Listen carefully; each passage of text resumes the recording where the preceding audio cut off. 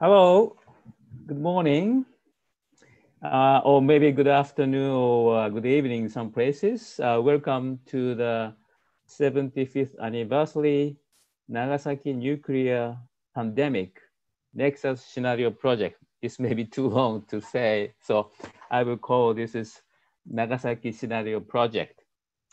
Thank you very much for joining, all of you to join this project today. We are very happy and honored to have all of you. For those who are watching this event on the live stream, welcome also. My name is Tatsu Suzuki, Vice Director of Research Center for Nuclear Weapons Abolition, Nagasaki University, we call RECNA. And before going to the session, I'd like to remind all participants the following technical things, minors. Open the chat panel. If you want to say something, don't unmute the voice, but please use the chat button to inform everybody or just to raise questions or whatever using the chat button. And we will keep you all muted during the large group sessions. You may post comments or questions in writing in the chat. And also, if you're having any technical problems, you can mention in the chat also, and either Hannah or Steve can help. Hannah and Steve, please say hello to everybody. Can you show us your face? Oh, good. Oh, good. Okay. Hi, Steve. Oh, thank you. All right. So let me start with some important facts and numbers because I'm an engineer. I like numbers. This is 70 years anniversary of atomic bombings in Hiroshima and Nagasaki. This is a very important year for us. We still have more than 13,000 nuclear warheads still. And more than 200,000 people died by the bombs before the end of 1945. And we're still counting. More than 500,000 people died because of the bombs by the end of 2019, and still counting more. People are still suffering from the bombs. 100 seconds. This is the Bulletin of Atomic Scientists doomsday clock. Only 100 seconds to the end of the world. This is the shortest time after the end of World War II. And now we have pandemic. About 1.3 million people have died already because of the COVID-19. So this is the time, critical time for us to look at both nuclear and pandemic issues. Please see the basic information, useful information link in your package if you are interested to know more about the basic facts about the nuclear weapon issues and the pandemic. The question we have is, will pandemic increase or decrease the nuclear risk, the risk of nuclear war, particularly in the Northeast Asia? Do we have new opportunities or lose opportunities to realize the world of free of nuclear weapons or resume nuclear disarmament? These are the questions we are asking all of you, not to give us the answer probably, but hopefully we get some clues through these exercises. And we would like to have your wisdoms, opinions, ideas, whatever you have. I really appreciate your participation. Okay, that's the introduction. Since you have the tight time schedule, let me introducing the first speaker, Professor Susumu Shirabe, Vice President of Nagasaki University, and we call him a godfather of RECNA because he was instrumental, key persons to establish RECNA. Please, Professor Shirabe.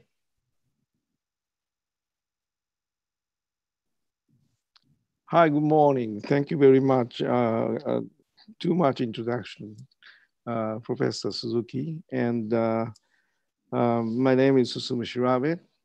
And first of all, I'd like to be delighted with you that the TPNW will come into force so soon. But the road ahead may be concrete and difficult, but I hope that this symposium will be the first step in this direction. Also, this is the year of the 75th anniversary of atomic bombing in Hiroshima and Nagasaki. And now, this year will be remembered as the year of COVID-19 pandemic. Research Center for Nuclear Weapons Abolition, Nagasaki University, RECNA, decided to hold this event titled the 75th Anniversary Nagasaki Nuclear Pacific Pandemic Nexus Scenario Project.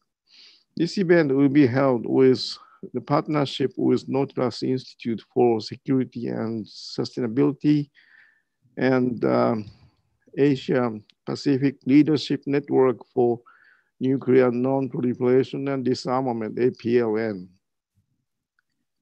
I hope intensive discussion and outcome will be contribute to this reduce nuclear weapons risks in the post-pandemic international order. The project, so-called Planetary Health, started in our Nagasaki University this year. What is the meaning of planetary health? I think that planetary health is the condition where the natural environment can support many difficult forms of life, including human lives. This concept includes environmental issues, of course, human health, political issues such as international conflicts, and nuclear weapons. So this workshop fits in exactly with the concept of planetary health. I hope this event will be fruitful and successful. The outcome will be widely shared beyond national borders. Thank you. Thank you very much, Professor Shirabe. The next, it is my honor and pleasure to introduce Mr. Tomihisa Taue, Mayor of Nagasaki City. He kindly sent us a video message to us.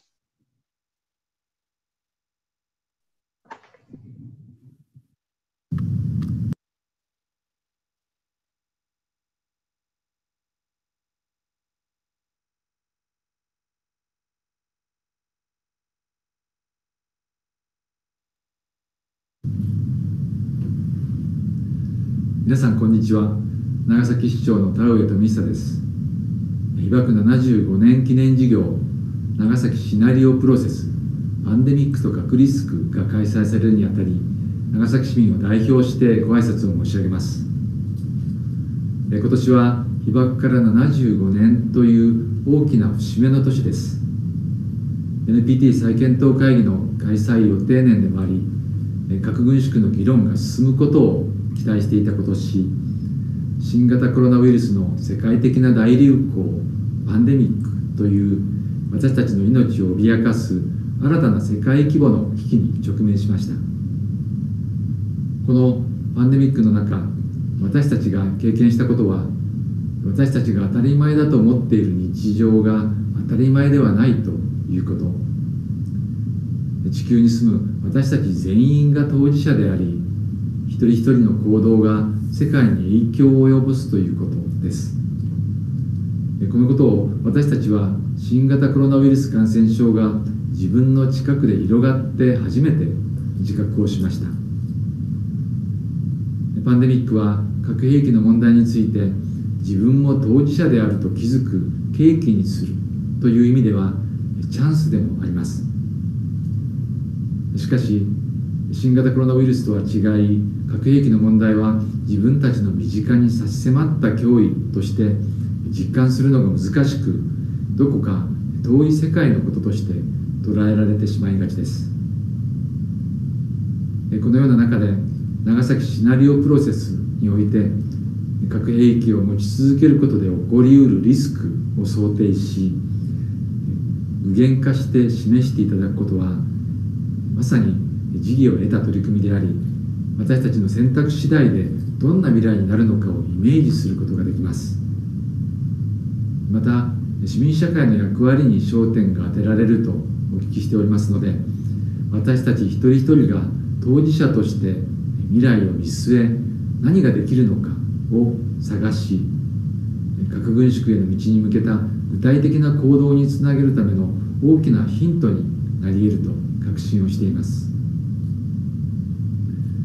長崎市は核兵器がなくなるその日まで核兵器廃絶を訴え、平和への道を歩み続けていく決意です。参加者の皆様にはこれからも核兵器のない世界を実現するための大きな力になっていただくことを期待しています。最後になりましたが、被爆75年記念事業長崎シナリオプロセスパンデミックと核リスクのご成功と皆様のご健勝ご活躍を心から記念し、私からのご挨拶とさせていただきます。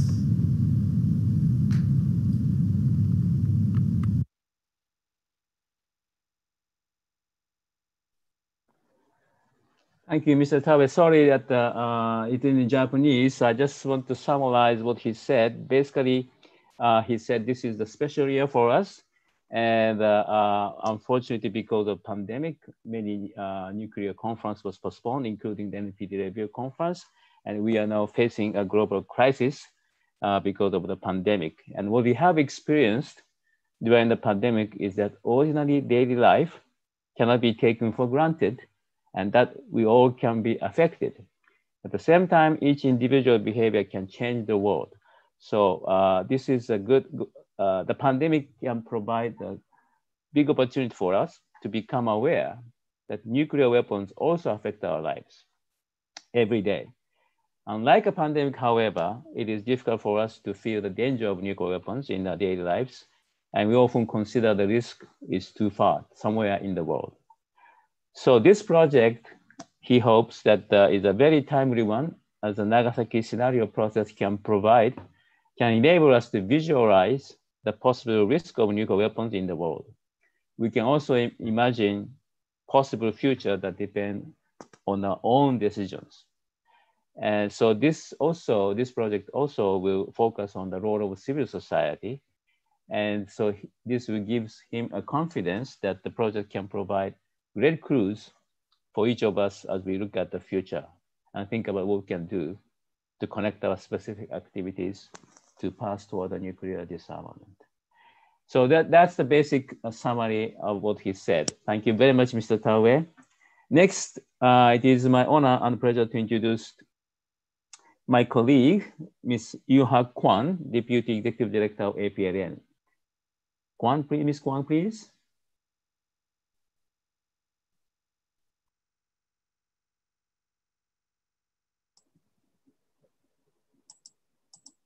Well, thank you very much, Tatsu, for your kind introduction. And good morning, everyone.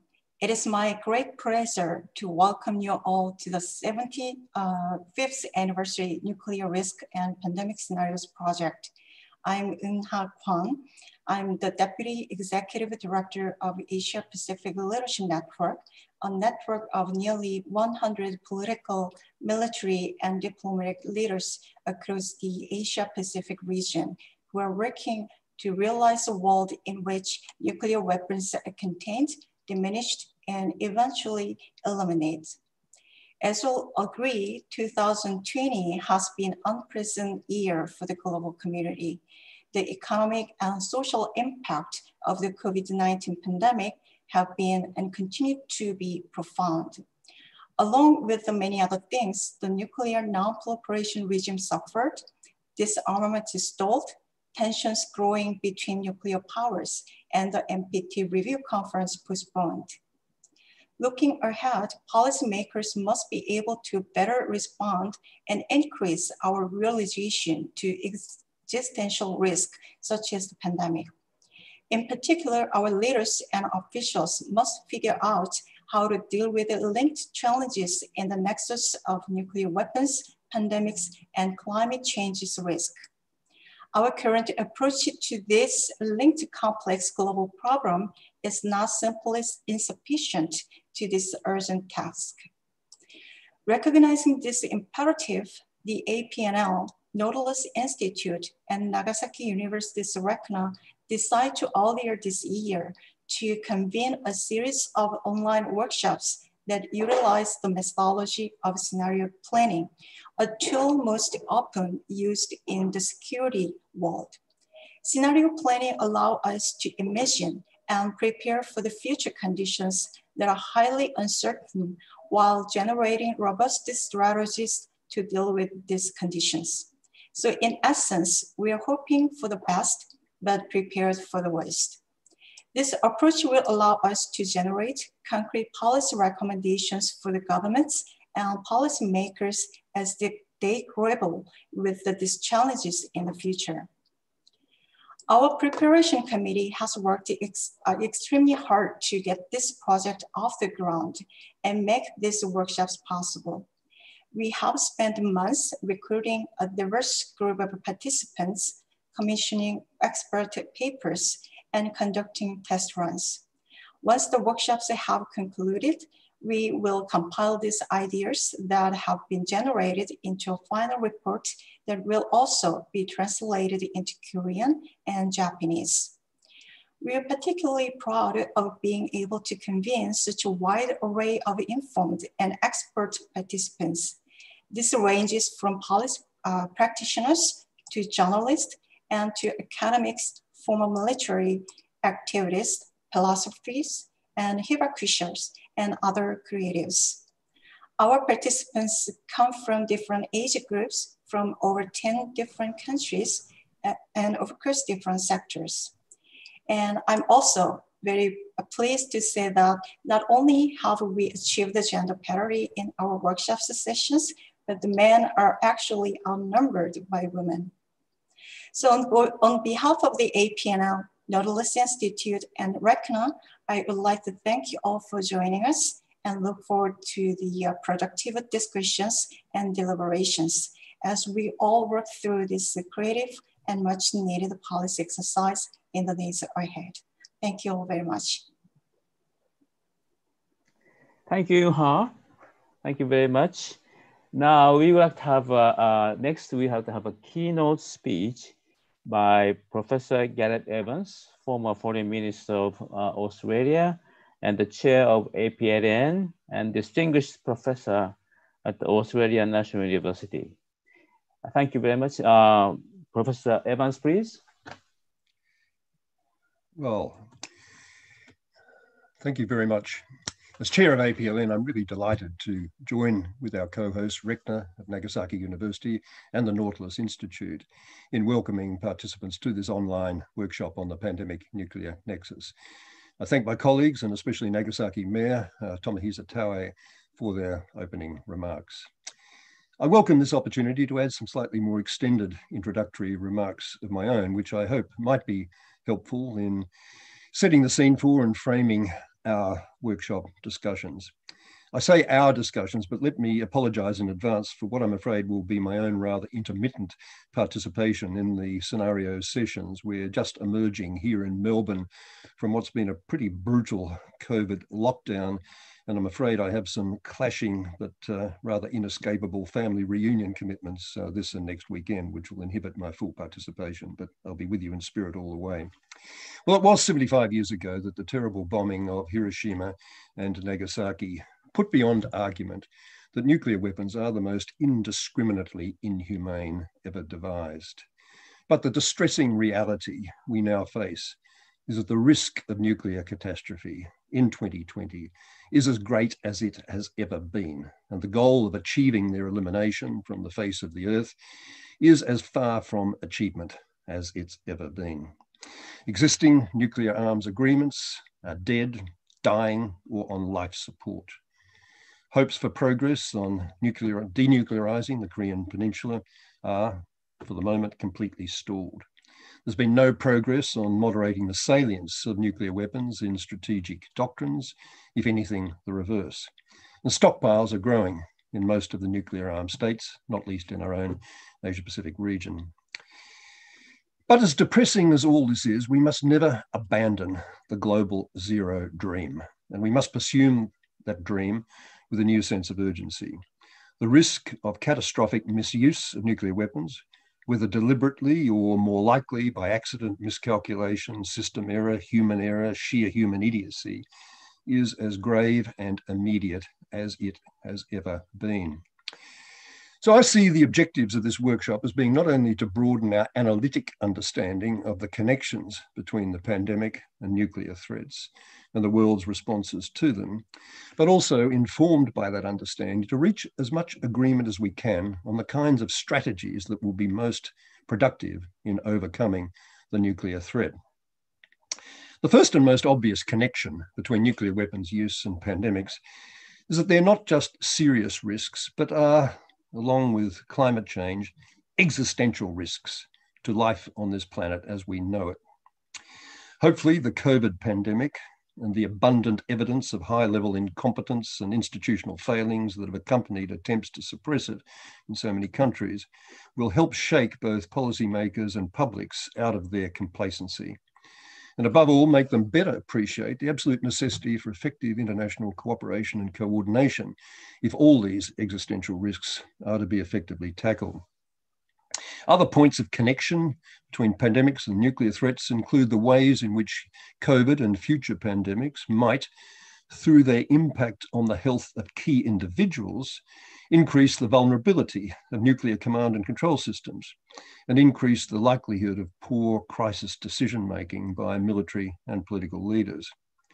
And we need to explore how future pandemics might, through their impact on wider populations, reduce the availability and capability of conventional forces, accordingly to greater reliance on weapons of mass destruction, especially those deliverable from great distance. I very much hope that this workshop will have not just an analytic, but a strong prescriptive focus as well, concentrating on the nuclear threat, but of course exploring in that context what we can learn from how pandemics and other global threats have been or should be addressed. As to process, almost any major policy change, whether it's at the global or the national level, comes about as a result of one or more of three different dynamics being at work. Top-down decision-making influenced by sideways or peer group pressure, and decision-making influenced by bottom-up community pressure. In the nuclear context, with none of the leaders of the nuclear armed states currently showing any top-down will, most of the energy and the drive for change is going to have to come from the wider international community of states, from peer group pressure applied through institutions like the NPT Review Conference, support for regional nuclear weapons-free zones, mobilizing standard setting, if not easily practically deliverable, initiatives like the Nuclear Weapons Prohibition Treaty. And it's also going to have to come, that pressure, from governments feeling the sting of public opinion through bottom-up pressure from civil society activists and wider publics. As to substance, as distinct from process, most successful campaigns for major policy change, again, have three different dimensions. They harness the power of emotion. They harness the power of reason. And when necessary, they're very pragmatic, recognizing the need not to make best outcomes the enemy of very good outcomes. The emotional force of the moral case against nuclear weapons, with the experience of Nagasaki and Hiroshima centre front, has always been a critically important energizer of both bottom-up public and peer group international pressure. And that moral case must be relentlessly sustained, continue to be pursued. But I think we have to recognise that moral persuasion won't take us all the way. Most hard-headed nuclear policymakers in the nuclear-armed states quite unashamedly argue that the sheer awfulness of nuclear weapons is what makes them so attractive as a deterrent. What they need to be persuaded about, those hard-headed policymakers, are the rational, the strategic arguments against nuclear weapons, that whatever the context, from superpower standoffs to small states fearing regime change attacks, the benefits of nuclear weapons are negligible and far outweighed by the risks involved in anyone retaining them. As to being pragmatic, it's sometimes hard for campaigners to compromise their ultimate objectives in any way. Whatever the response should be in the case of COVID and other pandemics, with all the health versus economic trade-off issues that arise, when it comes to nuclear disarmament, I think it's imperative not to be too absolutist in how we pursue the goal of global zero.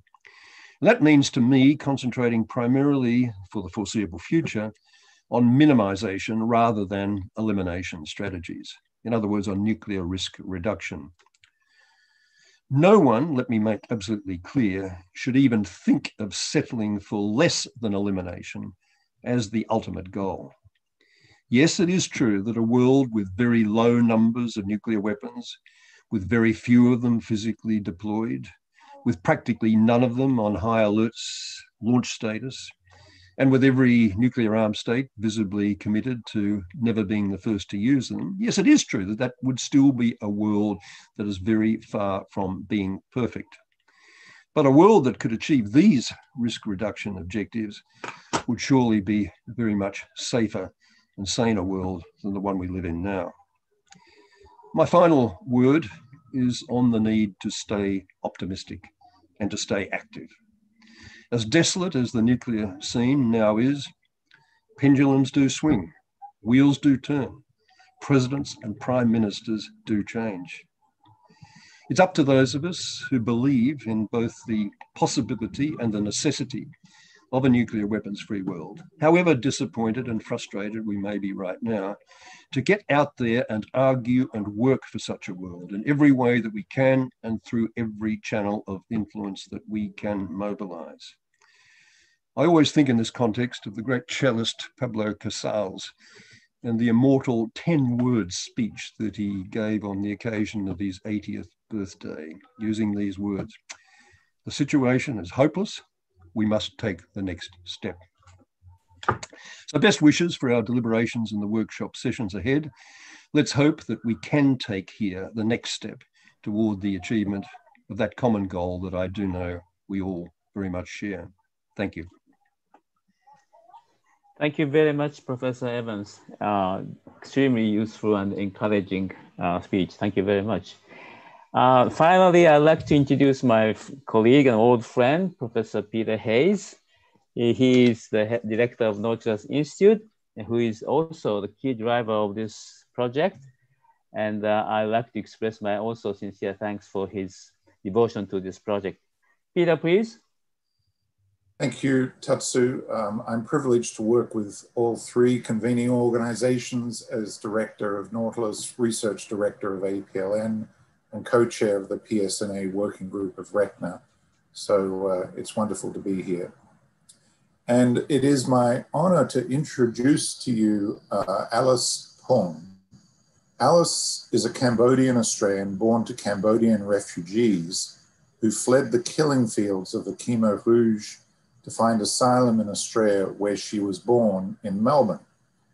She's an important Australian writer who burst onto the scene in 2007 with her book Unpolished Gem, which is the first of her award-winning books, which address race, discrimination, gender, displacement, and hybrid identity. Today, she also mentors a new generation of Australian writers and cultural workers, two of whom, Vivian Pham and Rhea Bhagat, join us today. So welcome, Vivian and Rhea. Alice planned to participate while homebound and pregnant under Melbourne's stringent 120-day COVID lockdown, which Gareth just referred to. But when the lockdown was lifted last week, she felt culturally obligated to use these 2 weekends, this one in middle of November, to introduce baby Celeste to her relatives who've been denied access due to the lockdown, one of the cruel effects we know of COVID on social relationships. So you'll find her written pain to Celeste on the project webpage over the next day or so. But meanwhile, here she is, our mystery guest. Hi everyone, my name is Alice Pung, and I was meant to be one of the participants for this year's Nuclear Scenarios workshop. I'm making this video to send my apologies as to why I can't make it. As you can see, I have little baby Celeste with me, and she was born 2.5 weeks ago. A very unexpected surprise. I remember an older friend said to me recently that a society that cares more about the economy than human lives doesn't need a virus, it's already sick. So we've emerged quite healthy and quite robust because of the wonderful work of all Victorians. And I guess my message for you going into your nuclear workshops is to consider not just strength and resilience, but all the people in your life that you love who are vulnerable, pregnant women, young children, the elderly. And that's one of the lessons that I've learned during this hard lockdown, is to appreciate those that you have. They're not around forever. Thank you so much. Have a wonderful workshop, and I'm sorry I can't make it.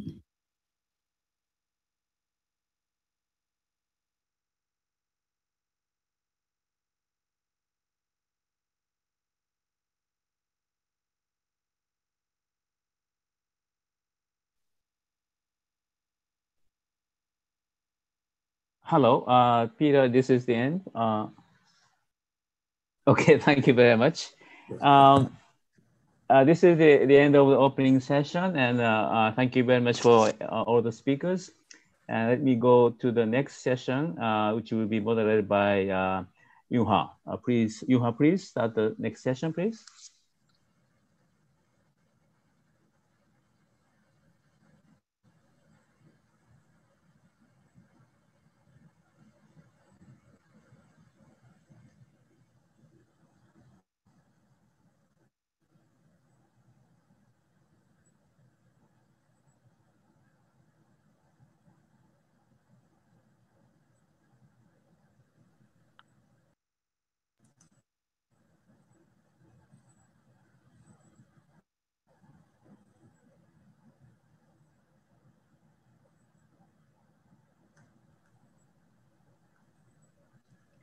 Tatsu, I think we may have it backwards.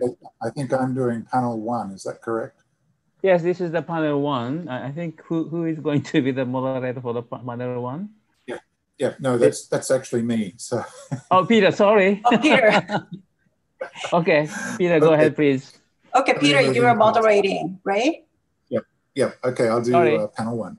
Okay. So everyone, I'd like to welcome you to the first of the live stream panels from the 75th Nagasaki anniversary Nuclear Pandemic Nexus project. And we'll begin with a deep dive into a pool of knowledge about 6 different aspects of the nuclear pandemic nexus. These will draw on 6 of the 12 of the papers that are commissioned specially for this project as homework for participants, but we are also posting them on the RECNA, APLN, and Nautilus websites as they come to hand. And most of the speakers today, their papers are already public and media and participants and those watching on the live stream can refer to them on the websites. In this first panel, we have 3 speakers. The first cab off the rank is Lee Siegel, who is the director of the Northeast Asia Cooperative Security Project in New York, and he's participated in many Track 2 talks with North Korea over the last 2 decades. He wrote The US Election and Nuclear Order in the Post-Pandemic World, very topical, which is available right now on the website, and he joins us live from New York. And Lee, just a reminder for you and all speakers, you have 7 minutes. Over to you, Lee.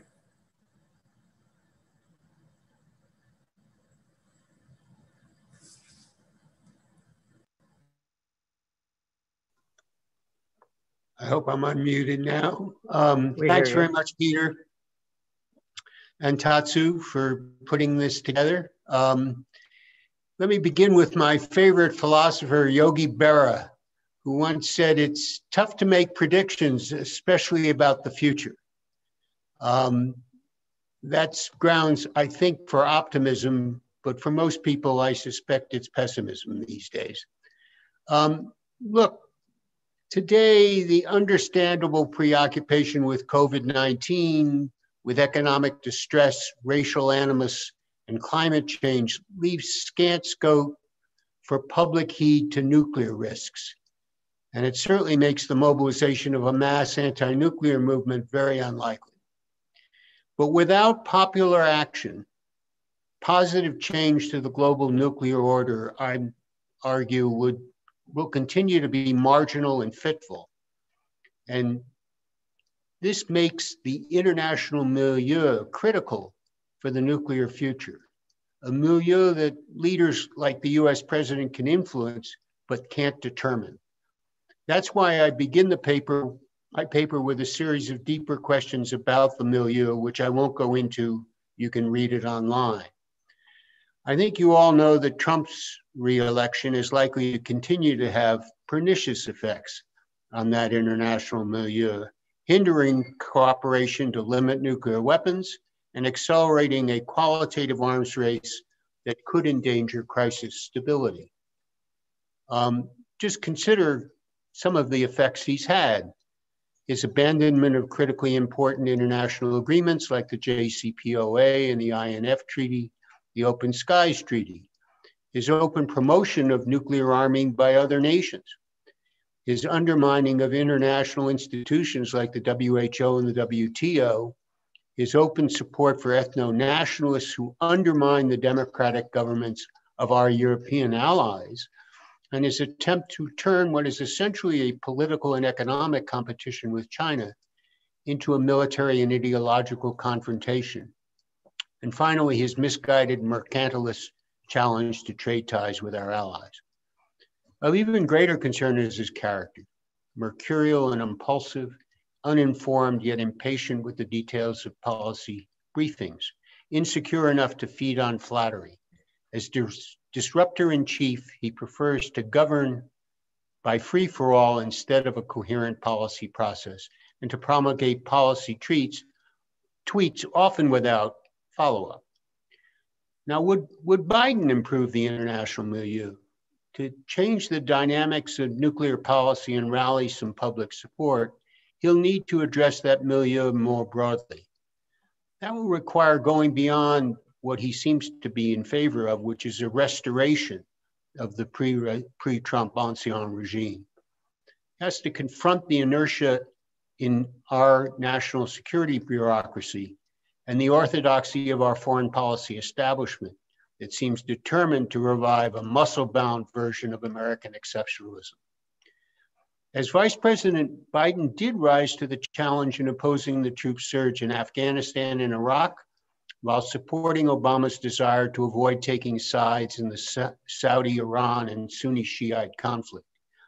Yet faced with the overwhelming crises at home, it remains to be seen whether he'll be prepared to pursue principled and purposeful multilateral engagement abroad without reverting to throwing America's weight around. A good start would be to lead a global campaign to share COVID-19 vaccines when and if they become available. With that as background, let me turn briefly to the nuclear matters. A number of states, mainly US, Russia, and China, are all making new nuclear weapons. The number of arms being produced is not necessarily destabilizing, but several qualitative developments are more worrisome. Increased accuracies, purported Russian plans to escalate in order to de-escalate and to produce lower yield warheads has prompted the Trump administration to build theater-based intermediate range missiles that ostensibly will be some of which ostensibly will be conventionally armed, and to deploy lower yield warheads of its own on Trident submarines. These moves are based on two fundamentally flawed assumptions. First, that deterrence will never fail, and second, that a nuclear war, if fought, can be limited. But the ability of political leaders to control the use of nuclear weapons in intense crisis, never mind during a war, has always been suspect and has become all the more precarious with the increasing potential for cyber attacks, anti-satellite weapons to disrupt C3, new hypersonic weapons under development not only in the US and Russia and China, but also India and a few other countries, could aggravate crisis instability by drastically reducing the flash to bang time, how long it takes for them to reach their targets, and distinguishing conventionally armed ones from nuclear armed ones is difficult, as are distinguishing lower yield from higher yield warheads in the heat of the moment. But the basic worry I have is not the arms race, which I think is somewhat exaggerated, but more worrisome are the growing tensions, US-Russia, US-China, Sino-India, which if they were intensified, may spark fears of an impending war that raise the risk of crisis instability. After all, my view is you can't have a nuclear war unless you have a war. And it's crises that could lead to war that worry me. So too can displays of force by one rival or another. The Pentagon calls this dynamic force employment. I always love Pentagon terms.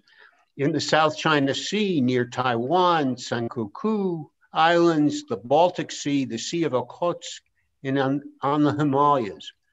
A classic case in point is in Korea, which could trigger a deadly clash that gets out of hand. Hope for nuclear diplomacy under Trump, I think, are dim, darkening the prospects of proliferation in the Persian Gulf and East Asia. Yet, I would remind you, two of his more positive impulses are likely to continue. Despite his spasms of rhetorical excess, he is unlikely to increase the risk of an intense crisis leading to nuclear war because he wants to avoid US involvement in any wars. And by the way, a lot of people are exaggerating what he did in North Korea. There was no chance of war with North Korea.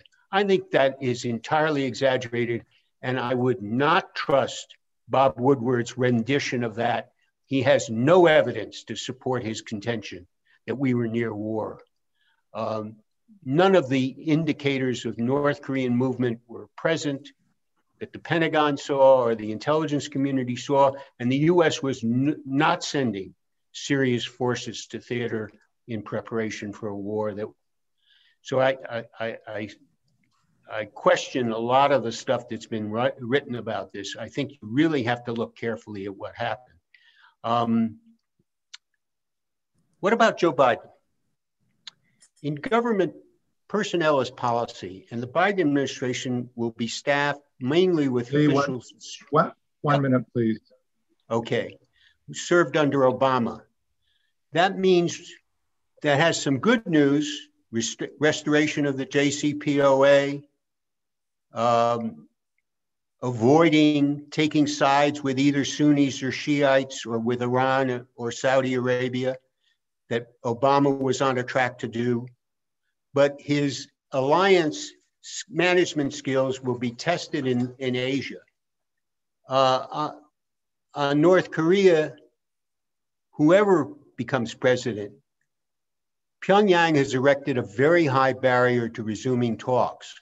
It wants unilateral steps up front to demonstrate the US commitment to end enmity. Biden's approach to North Korea reflects the views of the Obama administration officials. He'll have to do a lot more if he's going to address the North's negotiating demands. On the other hand, he's not going to hold START hostage to nuclear talks with China. He will not abandon the Open Skies Treaty, and he will attempt to negotiate with China through technical talks. He's also hinted at adopting a policy of no first use without quite committing to it.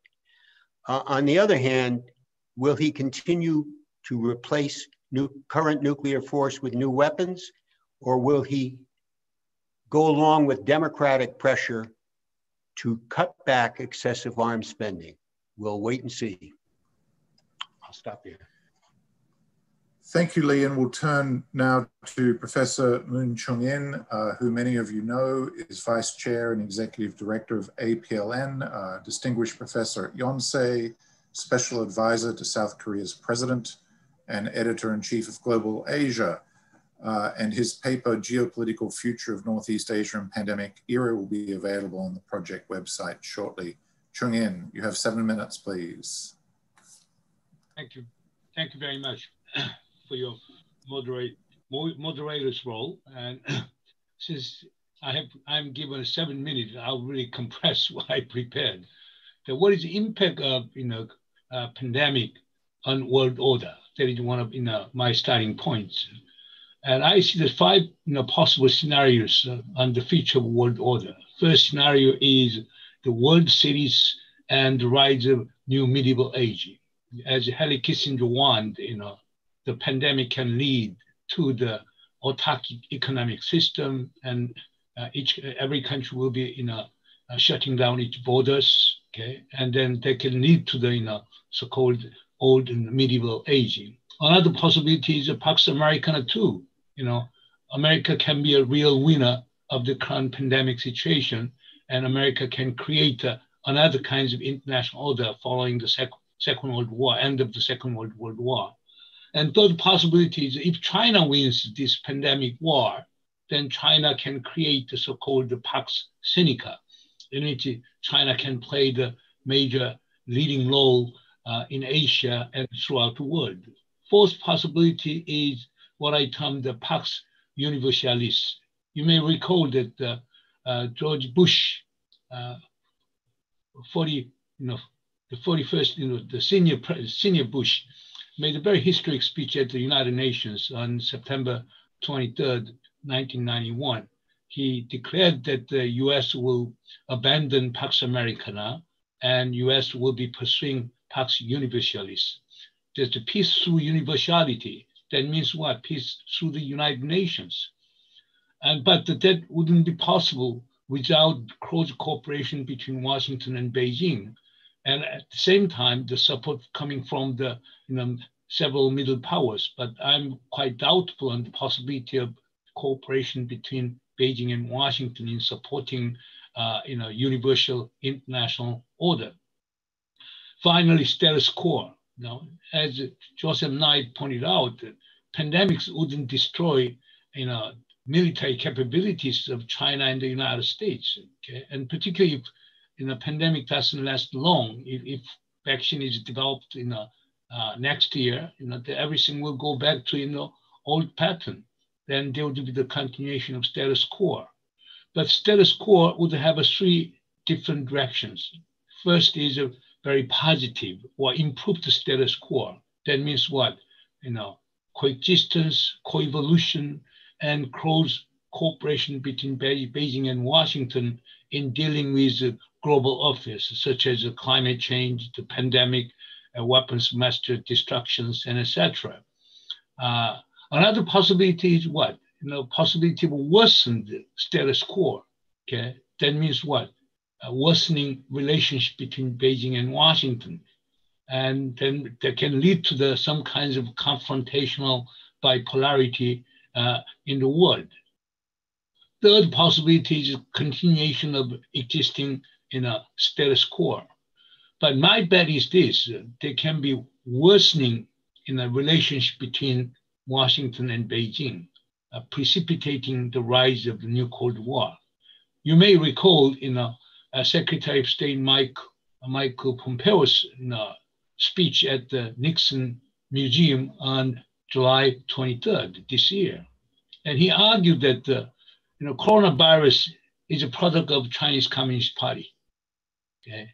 And it is because of the lack of transparency under the repressive regime of Chinese Communist Party, coronavirus took place and spread to all of the world. Okay? And therefore, his argument is this: we got to get rid of Chinese Communist Party. And if we do not change China, then China will change the world. Okay? And he made it very clear. All of a sudden, he brought ideology, anti-communism, as a way of dealing with China. I would say that there is a beginning of so-called new Cold War. Okay? Anti-communism, ideological underpinning, and at the same time, he criticized Chinese ambition to make a global expansion. It is kind of reminiscent of American old containment policy against the Soviet Union. That this kinds of new Cold War confrontation between China and the United States make a really worrisome prospect for East Asia. Okay? And obviously, as Lee pointed out, I have somewhat different view from the Lee on the relative importance of arms race. I see a very dangerous spiral of arms race in this part of the world. Not only conventional, focusing on naval, but also in the strategic arms race. As he pointed out, all the countries in the region, including the United States, are developing hyper supersonic, missile systems. They are competing in the space technology, okay? And they are really willing to increase their nuclear arsenal, okay? And all those countries, China, US, Russia, have been developing ballistic missile capabilities.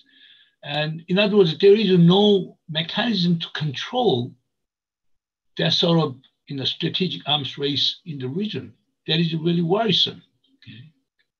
Another worrisome aspect is Taiwan problem. Now, US is saying that okay, we'll protect Taiwan. Okay, we'll get rid of any kinds of strategic ambiguity in dealing with Taiwan. But that is sending wrong signal to Beijing, okay? And it's like a chicken game of chicken, okay? Over the issue of Taiwan. Taiwan will continue to push for her agenda for Taiwan independence. Then Xi Jinping, precisely because of domestic pressures, will be taking a hardline position on Taiwan.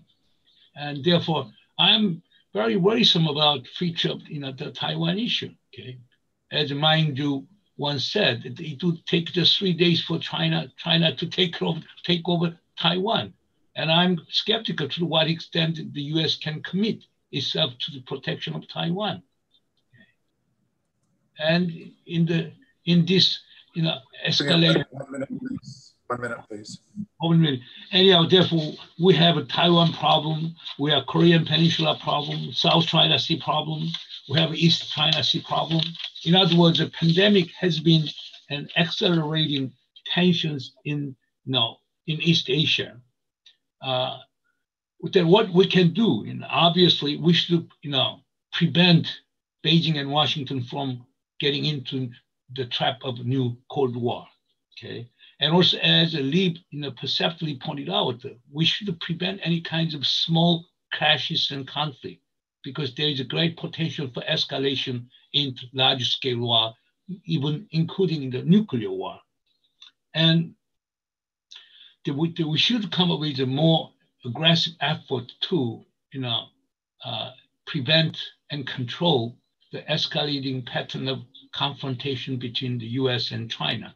In doing that, and local government, non-governmental organizations should play a very, very important role. Okay. Otherwise, we cannot trust central government. Therefore, in the civil society and local government, they should be a new driving forces of restoring peace and preventing any kinds of conflict and escalation in this part of the world. I'll stop here.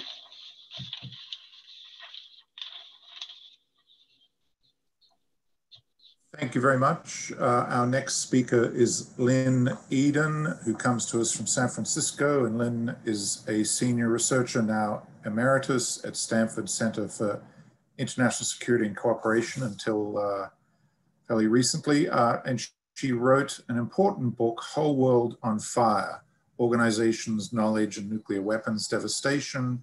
And for this project shortly, her paper will be up shortly for the participants. So Lynn, over to you to connect the pandemic nuclear nexus dots, please. Thank you, Peter. I'm delighted to be here. I'll talk today about US planning for pandemics and large-scale nuclear war. Planning for the future, especially calculating risk, is essential and impossible to get just right.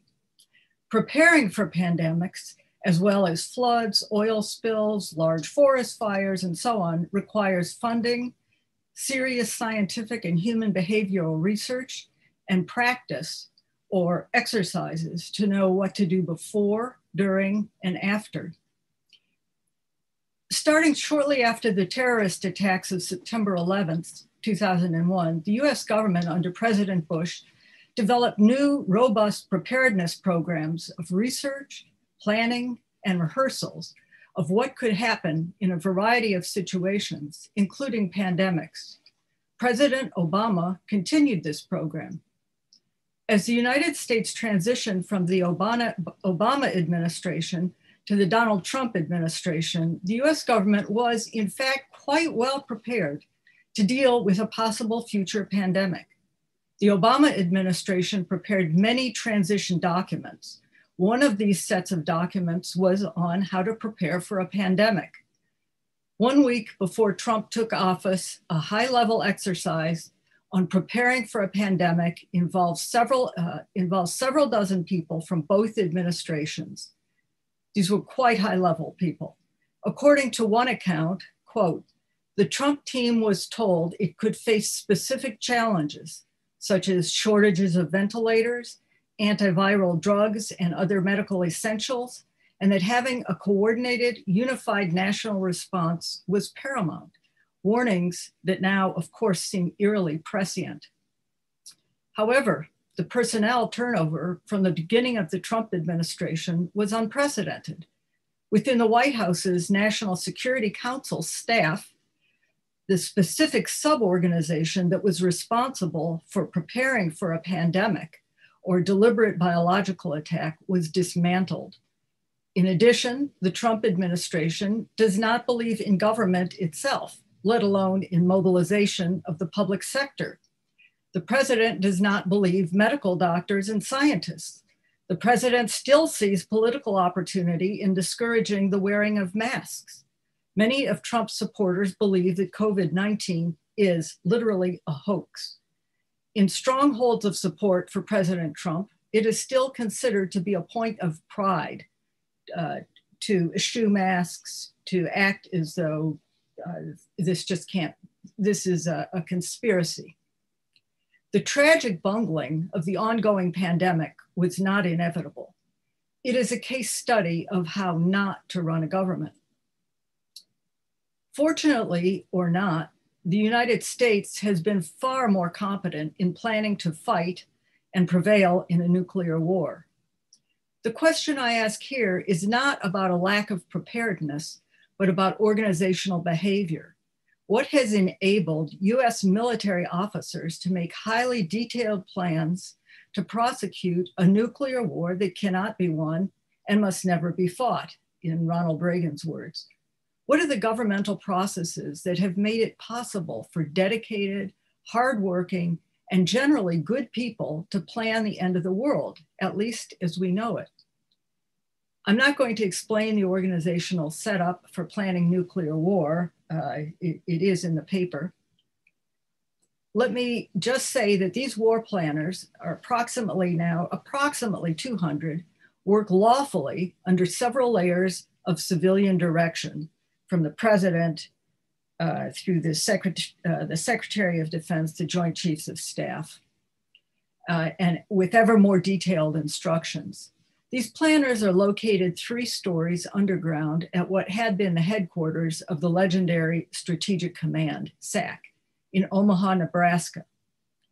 I provide 5 interconnected arguments in the paper. I'll very briefly discuss 4 of them here. The first 2 are arguments by which planners explain to themselves and others what they are doing. First, nuclear war planners believe that the purpose of nuclear weapons and nuclear war plans is, above all, to deter an opponent or enemy from taking actions antithetical to American and American allies' interests. So the point of having them is not to use them, unless we do use them. Second, nuclear war planners do not intend to kill civilians. Planners provide options to withhold attacks against major urban areas.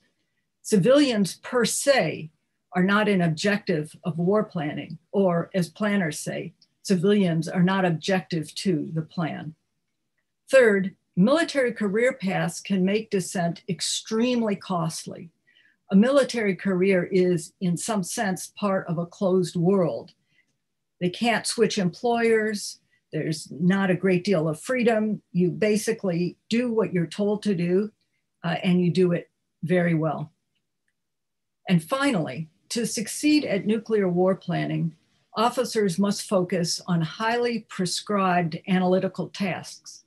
Mathematical abstraction, specifically the process of optimization, provides the planning framework. Within this framework, linear programming techniques are used to achieve a set of goals. The goals are termed the objective functions, and they're expressed as a maximum or minimum quantity subject to constraints. Their work is about assigning quantitative values to numerous codes. Codes for weapons survivability under various conditions, including launching weapons before they have been destroyed, codes for locations of targets, codes for types of targets, codes for levels of damage. The codes for types of targets is actually a complete census of structural types. It's quite amazing to see. This hints at what is left out: images of people, a sense of daily and cultural life, places as they would be experienced by sight, sound, smell, and movement beyond what is represented on navigation maps. Except for withholds against certain urban areas under specified conditions, there is no hint of the violence being planned, nor would we expect there to be. The purpose is seemingly pragmatic: to enable the United States military to take specific actions to achieve specific damage effects. Civilian deaths are not included in the categories and formula used because, as noted, they are not objective to the plan. In nuclear targeting procedures, an officer's required focus, it is as if people and civilization do not exist. They certainly do not count. Thank you. Thank you, Lynn. So we actually have pretty much kept on target time on our time. Thank you. And so we now have time for Q&A before our break at 10:30 for, excuse me, at 10:30 for a few minutes, so we can make pit stops, get water, etc. So I'd like to begin with a question for Professor Siegel from the floor. We're operating under Chatham House rules, so I'll just phrase the question directly, which is, will the Biden administration be more effective in global arms treaties and with respect to bilateral negotiations? Will it fail with non-democratic problem child, such as the North Koreans, the Iranians, and so forth, the non-democratic regimes. How do you view that possibility with the Biden administration being elected? Well, I'd make a distinction between Iran and North Korea. I think Biden wants to restore the JCPOA, and my sense is there are people in Tehran who want to do that too. I'm not sure they're totally in control in Tehran, but my guess is we will succeed in restoring the JCPOA, partly because our allies really want us to and have been correct about this all along. And Iran has not taken any steps that cross any of the lines that make it irretrievable to restore the JCPOA. So I think we'll be successful. I would be fairly optimistic about succeeding there. I think with respect to North Korea, there are two issues. One is, I think the Trump administration's gotten a very bad rap for their performance with North Korea. Actually, Donald Trump may be a sociopath, but he did an enormous number of very unpopular things to move the process along, not the least of which was to sit down with the enemy, which is critical to understanding where the North Koreans are and how you have to deal with them.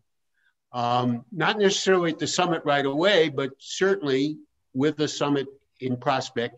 And to the extent that I understand it, Biden has not ruled out a summit. The critical question is how we get to talks. Basically, people don't understand. We have gotten something from North Korea unilaterally. And as long as they continue to do that, we're in a position we have to do something to reciprocate. What have we gotten? The North Koreans do not have an ICBM. They have a long-range missile. An ICBM needs a re-entry vehicle. They have not demonstrated that to themselves or to anybody else. Secondly, they've only conducted one thermonuclear test. And to anybody who understands these weapon systems, even if you wanted to make a crude thermonuclear device, you'd want to test it more often to make sure it works. Okay? They stopped testing before they did those steps. What hasn't happened is we haven't reciprocated, which I think is why the North Koreans have insisted we take unilateral steps first before they'll go back into negotiations. And I think that's not understood very well. Now, the other thing the Trump administration did was they put some things on the table, not in public, and haven't talked about it. The most important of which is a willingness to declare an end to the Korean War. A declaration is not the same thing as the peace treaty. It would open the way to a peace process that would culminate in a formal peace treaty. There are many steps in between, but the willingness to commit to an end of war declaration was delivered by Pompeo in October. And you will not find that in any of the literature on this, but it happened, which is why the North Koreans haven't talked about the end of war declaration ever since. They're waiting for us to say it in a public way, but we haven't done so. Sanctions relief is possible. I'll stop there. Yeah, that's actually a good point to stop. I'd like to remind everyone that you can submit a question via the chat function. And the next question is for Lynn. Could she expand on her point that the Trump administration doesn't believe in government itself? I found that particularly interesting. An administration that exploits hysteria and conspiracy during a pandemic, a time when public trust is essential. Lynn?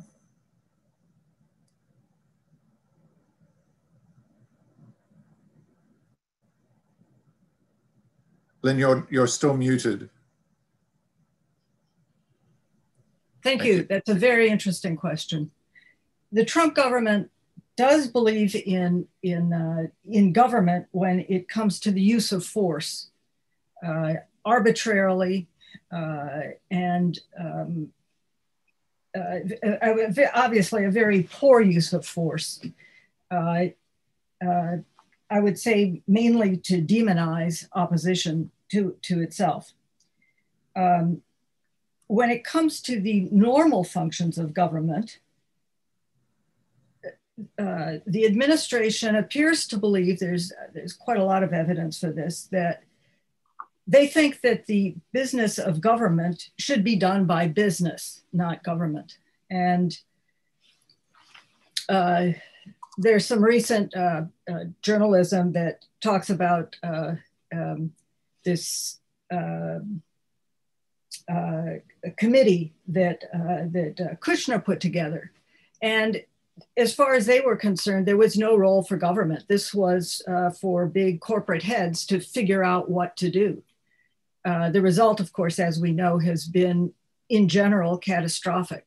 The working with private companies to develop a vaccine, I hope, will be successful. So it isn't that everything that government does should be done by the government, but this regime just doesn't believe in competence in the government. It's part of why they're going after the civil service, which is a very good civil service.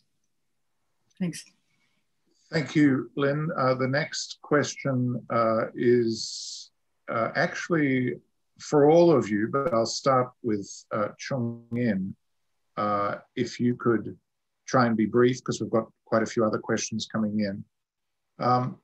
What are the new sources of trust and leadership that might reduce the rate of change and stabilize international relations that arise from the pandemic so that there's less potential for conflict, reduced tension, and lower risk of war and nuclear war? Chung-In, could you start on that, please?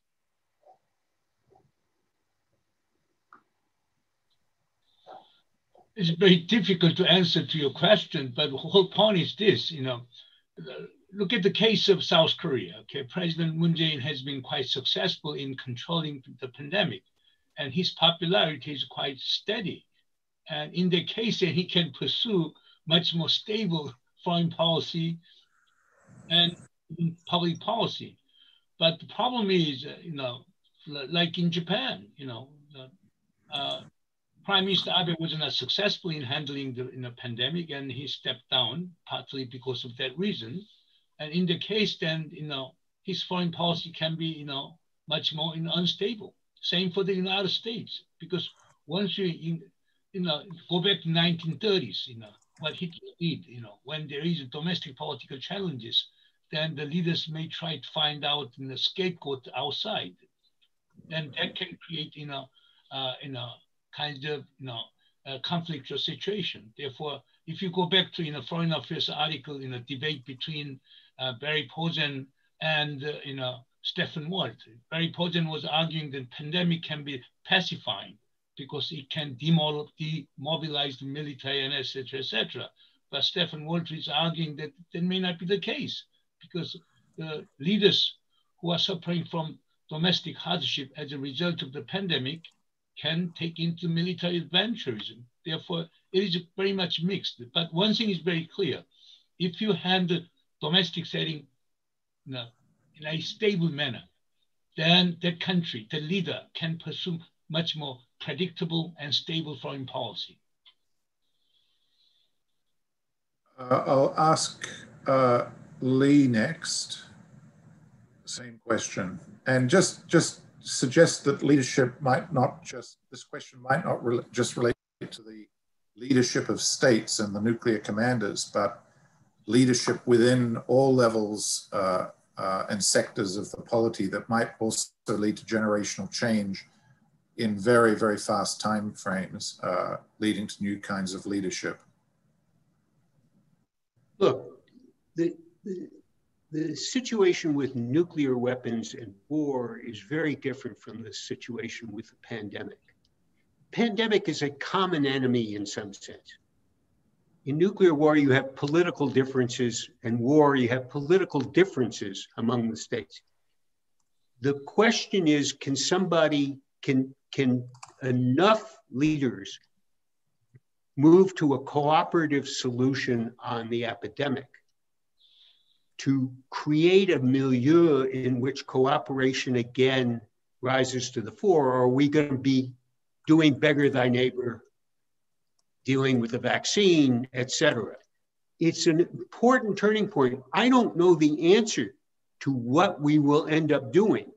I mean, if we're going to do America first and Britain first and France first and Australia first, we're going to have a disaster with respect to all kinds of international cooperation, particularly for the more difficult things where we already have political differences.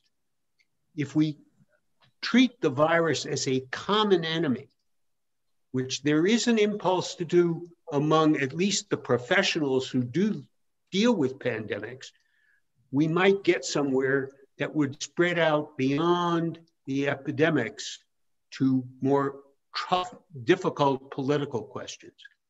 I'll stop there. Okay, so Lynn, I'm going to pass the baton to you on this, but I'm asking here, what are the new sources of trust and leadership, whether it's strengthened a national leader or weakened them? It seems to be in either instance at the state level, the new sources of strength and weakness. You know, the question is what other impulses, what other shifts in terms of people who are earning trust and being in the front line that might then address the nuclear weapons issue? Lynn.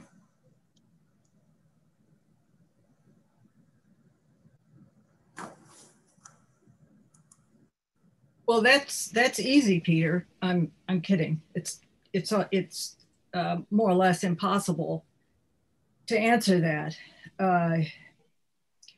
We see in the United States and elsewhere a new generation that's much more participatory, at least at this point, has a great deal to lose by continuing on with the status quo, and may not want to make the kinds of investments in nuclear weapons they call it a bow wave of investment, this big wave of future spending.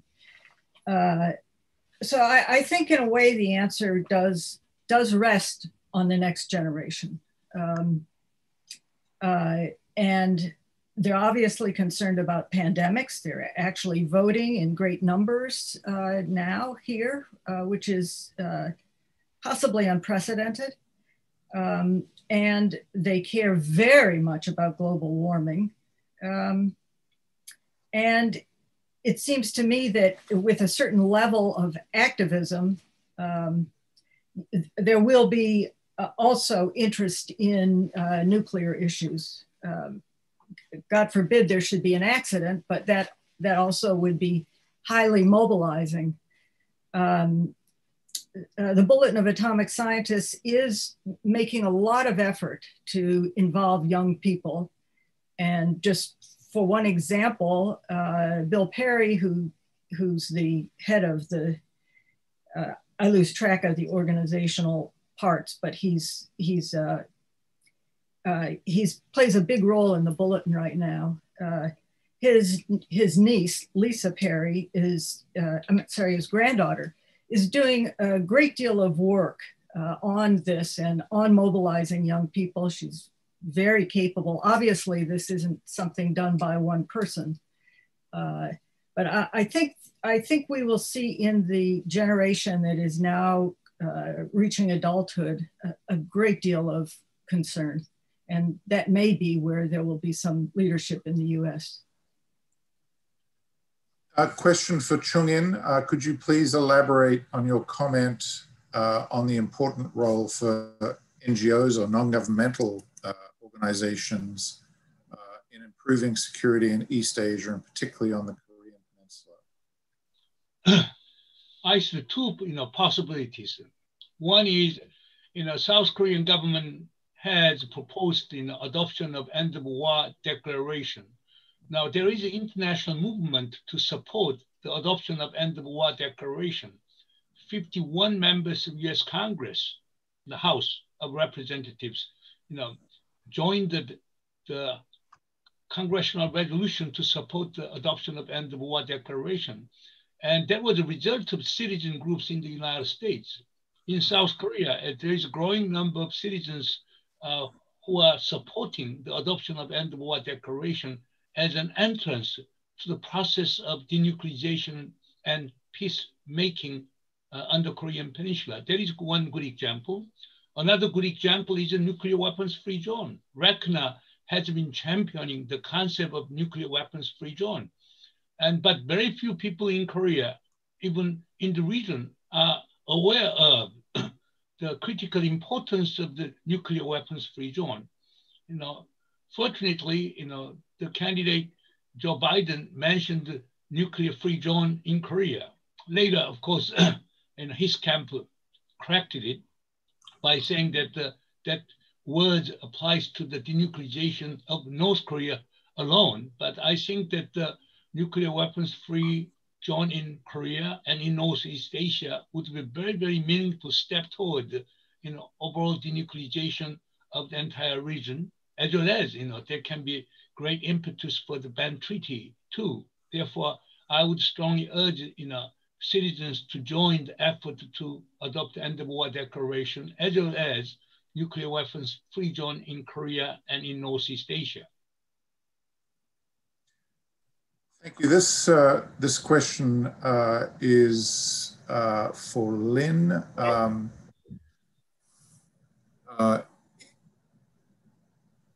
In the human context, the repercussions of nuclear use that is absent in the military planning process, isn't that found in the command and control process through the exercise of civilian authority over the military and via the political decision-making on use of nuclear weapon decisions? And I would put in parentheses there, or brackets, at least in the nuclear-armed democracies where there is civilian authority. That isn't the case, of course, for a bunch of the nuclear-armed states. Lynn? I would say there are three things to consider here. First, we have a president who is not, I would say, fully in his right mind, or maybe he doesn't have a right mind. I think that when we read about the history of this administration, we will see that there have been very quiet talks among the military, as there was under Nixon, that if the president says to launch nuclear weapons, that will not be legal authority. I think they have their lawyers lined up to decide what's legal or not. And it's a pretty high standard. So I think this is an exceptional case, but I do think that the military itself will have a very hard time following a presidential order to launch nuclear weapons in the next 6 weeks. No, it's 2 months, sorry. I'd say there are two other things. A decision to launch nuclear weapons if it has been confirmed that the US is under attack, or that allies are under attack, or about to be under attack, it requires a very fast decision. And again, I think under Trump, it's very hard to know what would happen. But it isn't that the military would be absent from such a decision. The military in such a situation would be briefing the president, probably explaining, clarifying what various options there are, what it would mean to carry them out. So I think that the military would have a very large role. Not entirely, I'm not saying that the military would take over. I certainly don't think they're bloodthirsty, whatever that would mean in this context. But I don't think that that the military can be taken out of this situation. Thanks, Lynn. And I apologize I interrupted you there. I had an internet delay and I thought you'd stopped because the whole thing froze here for a second. I am out on a farm in Australia at the moment. This is a question for Lee. we have a little time left, so that's great. So far, the conversation has been focused heavily on the role that politics and particular individuals play in pandemics and nuclear issues. Whilst they're both obviously very important, I'm interested in what role you think that our international systems and laws play in creating pandemic nuclear problems, I would add, and solutions, and the extent to which they hinder or help, I'd add help, in progress. Lee? Well, with respect to law, just consider prior to law, formal international law, the fact is there are normative barriers to using nuclear weapons that are much stronger than people, I think, believe. It is the case that officers who get control, military officers who deal with nuclear weapons, as well as civilians at the very highest level who deal with nuclear weapons, there is a moral or normative impulse not to use them. And I think that as much as deterrence has stopped a lot of situations from getting anywhere near the use of nuclear weapons. And I think we underestimate that. The law helps that, but the underlying thing is, I think we should not dismiss the moral or normative underpinnings of the law. As far as the international system is concerned, that's complicated because we have very different views. Leaders have very different views of the international system. And the notion that you can't trust other countries, and therefore you have to play very hard, the sort of neo-realist kind of view is very different from the people who stress the possibility for cooperation and look for opportunities to cooperate. So I think the system is much more open-ended and not necessarily in a positive way. But international law and norms, it's not so much the passage of the acceptance of international treaties, it's the normative underpinnings of those treaties. Why have so few states resorted to use of chemicals? Why have so few states thought about use of biological weapons even before we had a treaty? There's something going on here that we shouldn't dismiss. And that's the normative and moral impulses that keep people from doing it. And it's not just because it'll hurt you more than it hurts the other guy, or it'll hurt you if you do it. There's something more there.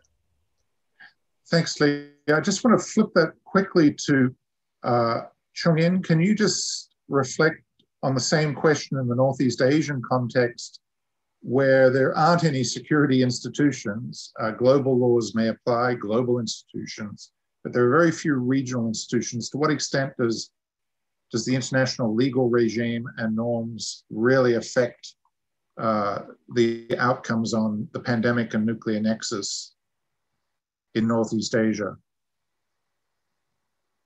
Problem in this part of the world is, all this, we have two contending paradigms. One is a collective security system paradigm. The other is a collective defense system paradigm. But this part of the world has been, dominated by the collective defense system called the alliance system, American alliance system. Even Quad is the extension of this collective defense system. Therefore, I would argue that there must be some kind of a paradigmatic shift in way of thinking about the security cooperation in this part of the world.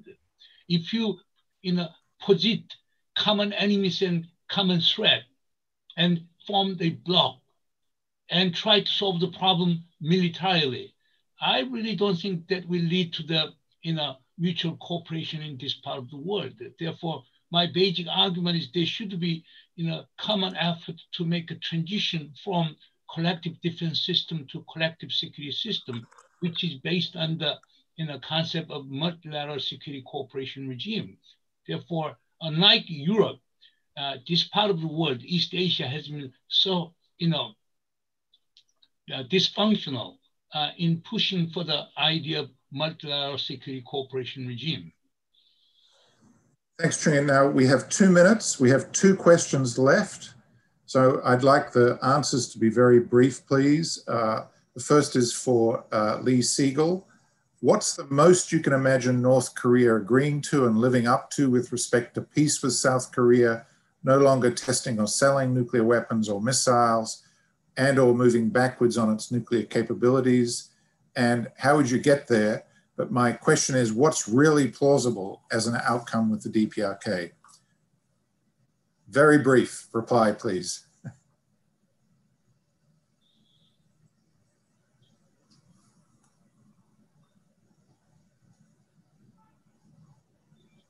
Oh.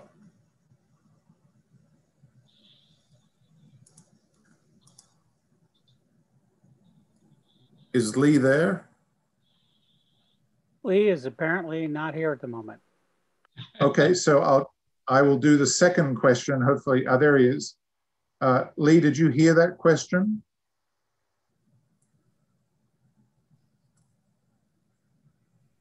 Lee, you're muted.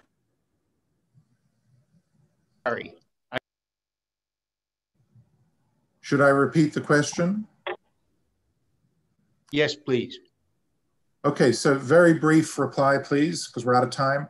What's the most you can imagine North Korea agreeing to and living up to with respect to peace, especially with South Korea, and on its non-nuclear or denuclearization commitments? Would it slide backwards? How would you get there? But the real question is, what's really plausible as an outcome from North Korea? In a word. All kinds of people seem to have strong opinions about how far they'll go. And my answer to that is, I don't think they know. There's only one person who might know, and that's Kim Jong-un. And so we've got to see how far we can get. What I think is certainly possible right now is we can go beyond the test moratoria to actually shut down not only Yongbyon, but the site near Yongbyon that's an enrichment site. I think that's on the that was on the table and has been pulled back from the table by the North Koreans. And the question is, are we prepared to do enough about end of war declaration, sanctions relief, military exercises, and other things to show that we're moving to a new relationship with the North that's critical to getting those steps taken. Whether we can move beyond that, I don't know. And anybody who tells you they do know, you ought to have their head examined. They don't know. Thank you, Lee. Well, there is a famous axiom, I believe, in peace research and conflict resolution theory, which is, if you don't ask, you never get an answer. And so the question is, who asks Kim Jong-un or other nuclear armed leaders, are they prepared to go to X, Y, or Z outcome? If you don't ask and have the right person asking, you'll never get an answer, let alone the right answer. On that cheerful note, we have concluded panel 1 of this session. We have a short 10-minute break. Please be back in 10 minutes at 10 minutes to the hour, wherever you are. Thank you very much. And during the break, we will be showing video from the Nagasaki Atomic Bomb Museum. Thank you. And thank you to all our participants. I apologize, I should have obviously thanked them, and also the presenters in the opening ceremony. Thank you.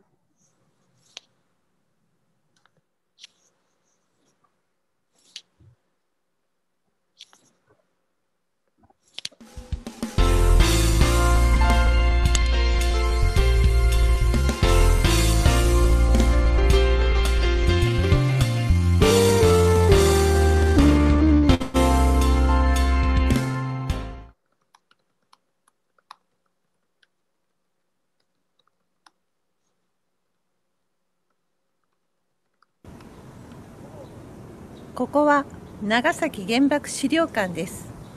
では中に入っていきましょ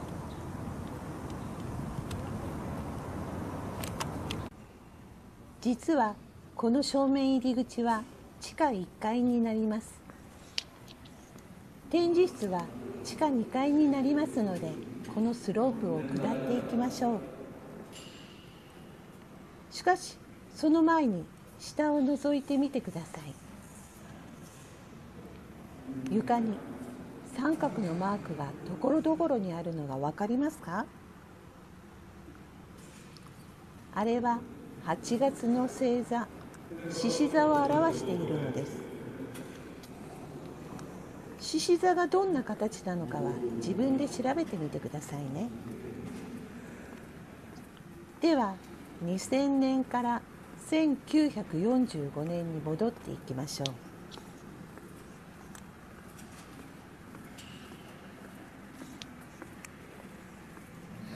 う。これはオランダのアーティストバナオリさんが2010年資料館に寄贈した折り鶴です。つながっているのが分かりますか？連鶴といって幅15センチ、長さ150メートルの1枚の紙で作られています。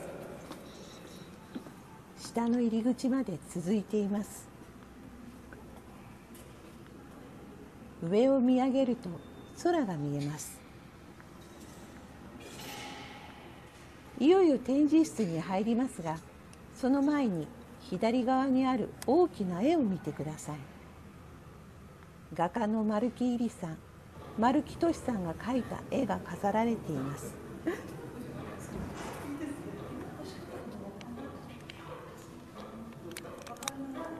展示室に入ると柱時計の音が聞こえます。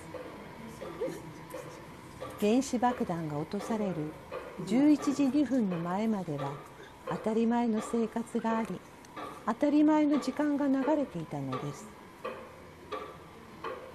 こちらの写真は原子爆弾が落ちる前の街の写真が飾られています。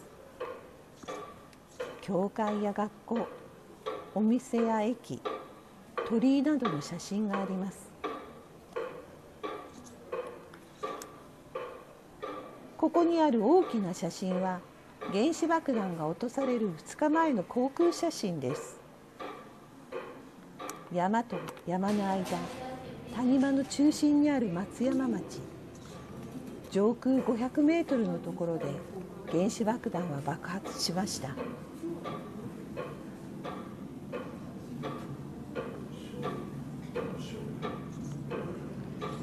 爆発後、中心温度が数百万度という火の玉ができました。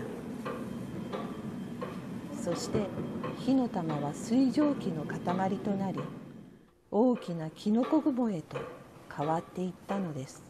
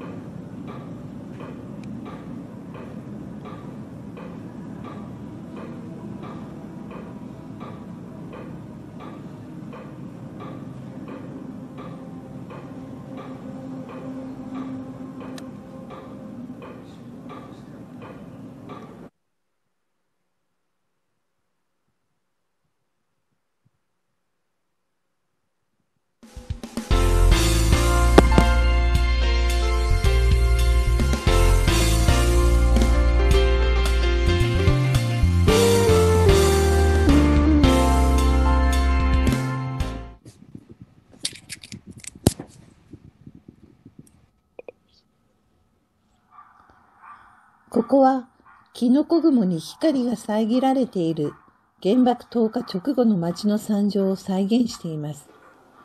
これは爆心地より 1.2 キロの場所にあった淵国民学校の壁の一部です。コンクリートに埋め込められた木材が高温により炭化しているのがわかります。その横にあるのは爆心地から800メートルの場所にあった長崎県立警報中学校の給水タンクです。足元をよく見ると、熱によって鉄が曲がっているのがわかります。同じように、高熱によって鉄が曲がってしまった火の見櫓がこちらにあります。これは、今の資料館の駐車場の場所にあったものです。左側には被爆した階段があります。これは 1.1 キロの場所、三菱製鋼所事務所ビルの外階段なんです。その左には爆心地より240メートルの場所にあった下野川電車専用鉄橋の横板。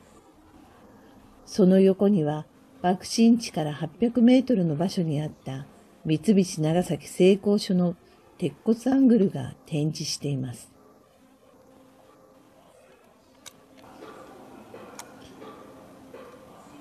爆心地から500メートルの場所に立っていた浦上天主堂は大部分が崩れ落ち、中にいた神父様2名と信者20数名が亡くなりました。夜中に発生した火災によって内部は燃えてしまいました。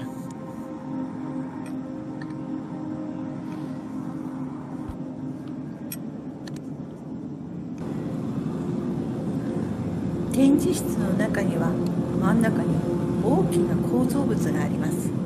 これは大橋の橋脚の一部です。どれくらいの大きさか近づいてみましょう。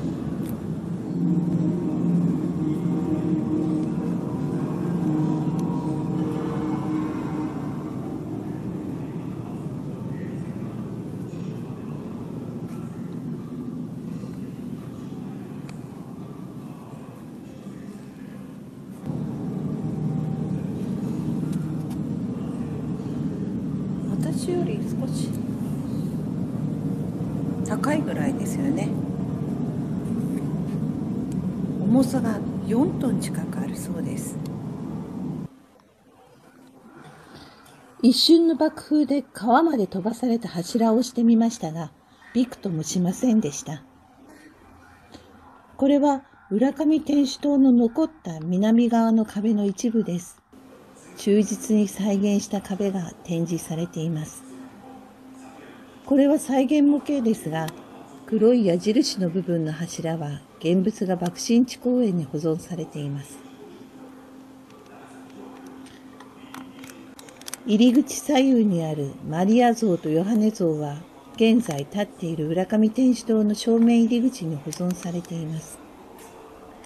この壁は、一目で破壊力の強さを感じることができますが、柱の下をよく見ると、柱が土台からずれているのがわかります。原子爆弾の爆風は500メートル離れた教会の壁をも動かす強い力があったのです。入り口の両側には聖人像が飾られていました。この右側の像は聖アグネスです。1983年9月、ニューヨークの国連本部に平和の使徒として寄贈され、今も展示されています。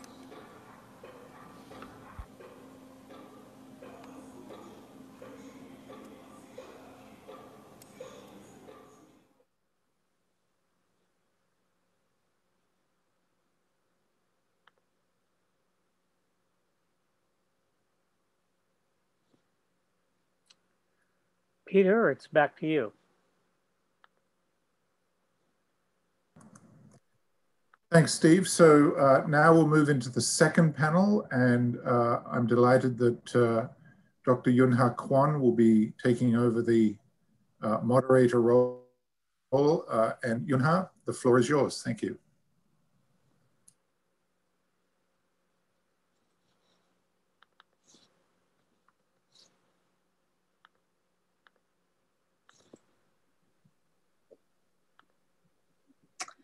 Well, thank you, Peter, and welcome back to the session, everybody. For those who just joined us on live, this is a part of an opening session where we invite 6 speakers discussing their working papers for the 75th anniversary Nagasaki Nuclear Pandemic Nexus Scenario Project. I'm Eun-ha Kwon, a Deputy Executive Director of APLN. Welcome everybody to the session. Before I introduce our first speaker, let me remind you that, that if you have any questions for the authors, please just type in your questions in the chat box and I'll read them for you. Well, the first speaker that I would like to introduce you is Ms. Sun Kim. She is the director of the Health Policy Research Center at the People's Health Institute here in Seoul, Korea. Kim has also been Southeast Asia Pacific Region Coordinator for the People's Health Movement. She co-authored this working paper titled Equitable Access to COVID-19 Vaccines. Cooperation around the research and production capacity is critical, with the David Raji, co-chair of the People's Health Movement. This paper discussed the current global and national and cooperative policies regarding the COVID-19 vaccines and suggests new initiative for the equitable distribution of the access to the vaccines. So the floor is now, yes, please, Sun Kim. You have 7 minutes.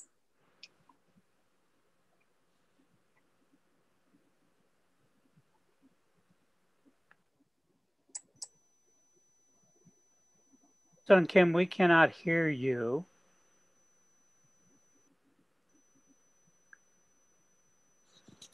We still don't hear you. You may have to select a different speaker under the... Can you hear me? There we go. Yes. So thanks, Eun-ha. Thanks to the host. In our paper, Dr. David Legg and I are talking about the issue of access to COVID vaccines.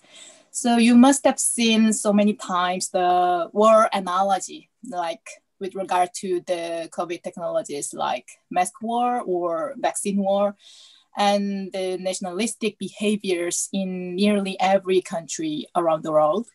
So we hope this subject could be relevant for this discussion for this scenario project. In our paper, we insist that for equitable access to COVID vaccines, it is critical to cooperate around research and production capacity, including the North-South and South-South cooperation, especially including for the scaling up the local production is critical. And we suggest the political pathways for implementing this program. Next slide, please. Thank you. The prompt availability of effective and affordable vaccines against the SARS virus offers the most promising path out of the disease and disruption that the pandemic has wrought. From the very beginning, the WTDG was emphasizing solidarity as the key to the global response. So this solidarity was reflected in the early publication of the genome sequence from China and the sharing of protocols for the RT-PCR test from the Germany and the WHO. However, the proposal that vaccine technologies be pooled to accelerate the vaccine development and production was a step too far from our perspective for pharma and its nation-state sponsors. Next slide, please. This is the overview. So first, we review the global national corporate policies. Next, we review the access to medicine struggle over the last 2 decades, even before the COVID. Third, we propose a policy platform for achieving equitable access to COVID vaccines. Last, we suggest political pathways for implementing this program. Next slide, please. First, the global national corporate policies regarding vaccines for COVID. So WHO has introduced several solidarity initiatives for equitable access to COVID vaccines to respond to this unprecedented pandemic, namely the solidarity trials and the COVID technology access pool and the access to COVID tools accelerator and the COVAX facilities. But what we are what we are finally witnessing is the rejection of the solidarity trials for vaccines and of the technology pooling and the rise of vaccine nationalism through the bilateral advance purchasing agreements and the underfunding and undersupply of COVAX. So all this looks at to produce highly inequitable outcomes in terms of access to vaccination, particularly during the first year or so. Next slide, please. Second, the access to medicine struggle before the COVID. So there has been the rise of IP protection of pharmaceuticals and debates over pharma innovation, pricing, and access over the last 2 decades. Central to the debates is the role of the profit from IP protected monopoly pricing in generating the incentive and the capital for investment in R&D and production of new drugs. Clearly, some of the profit generated by IP protected pricing monopolies does fit into the R&D for new drugs. But however, there are significant inefficiencies and distortions associated with this model, as we can see in the cases of the challenges to the public subsidy programs and the financialization of pharma. Next slide, please. So we propose a policy platform to promote a more equitable rollout of vaccines in the context of the COVID pandemic. We insist the core elements of such a platform should include, first, a rapid expansion of local production in low and middle income countries. Second, the robust exploration of the potential of the agreement on trade-related aspects of the IP to facilitate the mandatory pooling of IP and technical know-how. And third, the full transparency regarding key aspects of vaccine development and production. Next slide, please. In addition, we argue that policy initiatives directed at a more equitable and efficient response to the next pandemic need to be put in place now, including first, scaling up public sector innovation and manufacturing capacity in low and middle income countries. Second, reforming the TRIPS agreement to facilitate technology pooling in future pandemic emergencies. Third, reforming the international health regulations to give WHO the power to trigger mandatory technology pooling and mandatory participation in comparative clinical trials, namely solidarity trials in pandemic emergencies. And fourth, continued advocacy for the linking between the pricing and the R&D cost and for a global R&D treaty. Next slide, please. So lastly, we insist that what's critical to achieving progress in the implementation of this platform will be first, institutional reform at the national level, including legislation for the full deployment of TRIPS flexibilities to relax the IP barriers, and for the imposition of conditionalities on public funding of research, i.e. open licensing, and the funding of private pharma, i.e. transparency. Second, protection of multilateral member state fora, such as the UN and the WHO, where low and middle income countries' voices can be heard and which can provide leadership in institutional reform. Third, continuing support for research, analysis, communication by technical experts in the equitable access field. And last, the most important thing, community mobilization around single-payer UHC, universal health cover, and equitable access to affordable, effective medicines and vaccines. And the People's Health Movement that Dr. David Legg and I are devoting ourselves to is exactly doing this. Thank you. Well, thank you, San, for your presentation. Next, I would like to introduce Professor Kazuhiko Uzi. He is a professor of human ecology and the Dean of Nagasaki University School of Global Humanities and Social Sciences. He's also director of the Department of Global Health at the Graduate School of Tropical Medicine and Global Health. He has published this work in collaboration with Nick Taylor, who is also professor of the Human Population Biology and Health and the director of the research in global health in the University of Cambridge.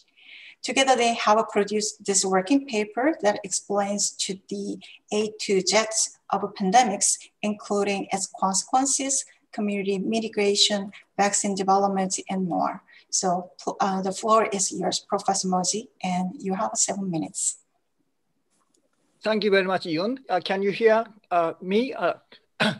So good morning for everybody.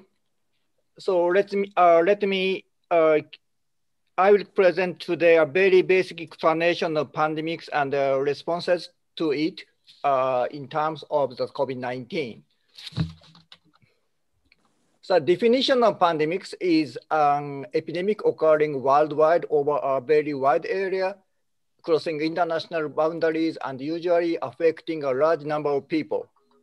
There is no universal agreed definition of when a disease outbreak should be called a pandemic, but 3 criteria generally need to be met is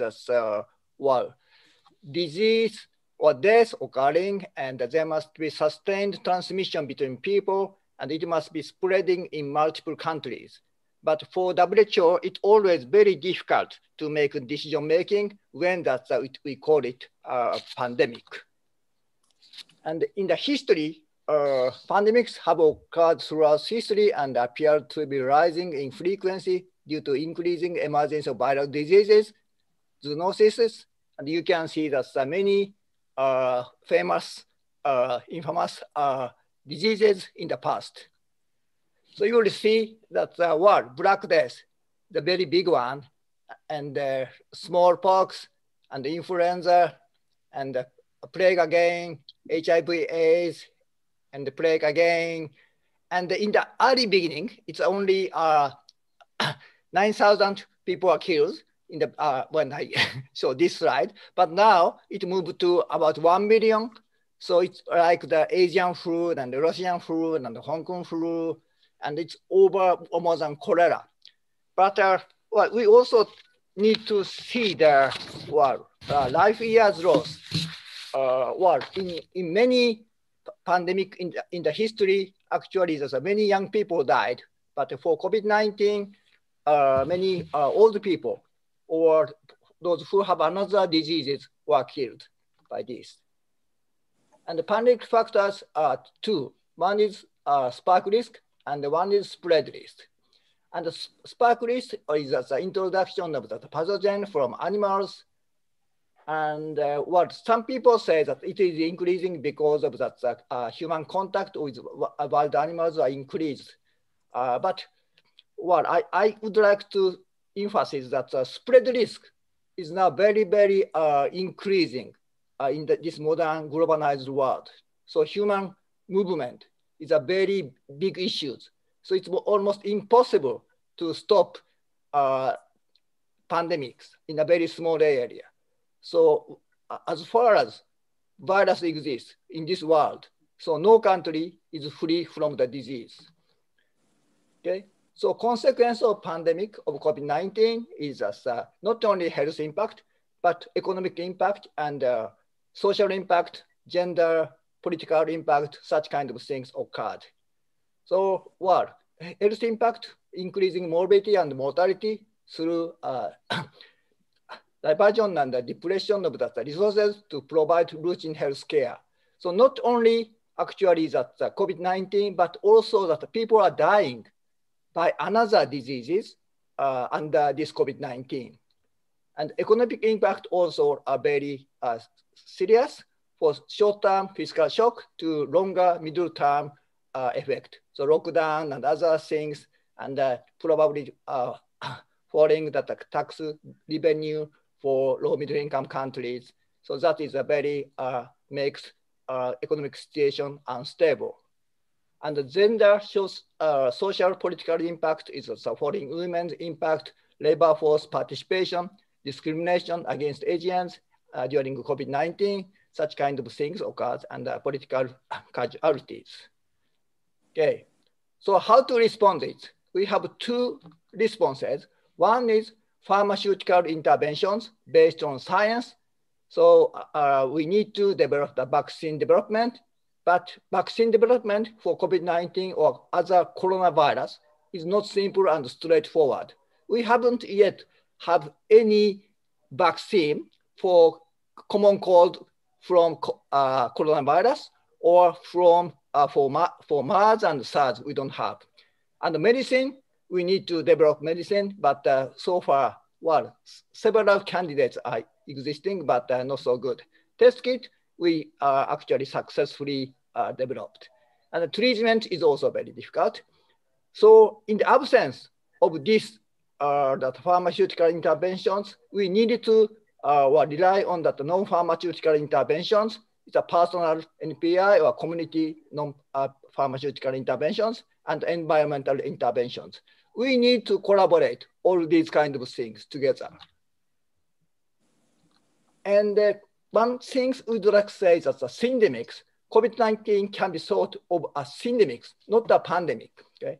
Two categories of disease are interacting, COVID-19 and array of the non-communicable diseases, and limiting the harm caused by COVID-19 will require far greater attention to non-communicable diseases and the social economic inequalities. So finally, this slide shows that lesson learned from COVID-19. So move, act quickly. Had China acted 3 weeks earlier, would have cut cases by 95%. So it's a very big difference. So fast action is the most important. And it is known what works to contain the virus. Early, extensive testing and detection and treatment. So that is very important. And the implementation less than straightforward. So need appropriate governance. Governance is also very important. And the digital surveillance has also very important, but be careful, potential for abuse in high post-pandemic. Okay. Public trust is a government's most valuable asset. And leaders and the science is a very big issue. So that how science can collaborate with leaders is a very big problem. And finally, the world cannot beat the virus without nations' cooperation. Thank you very much.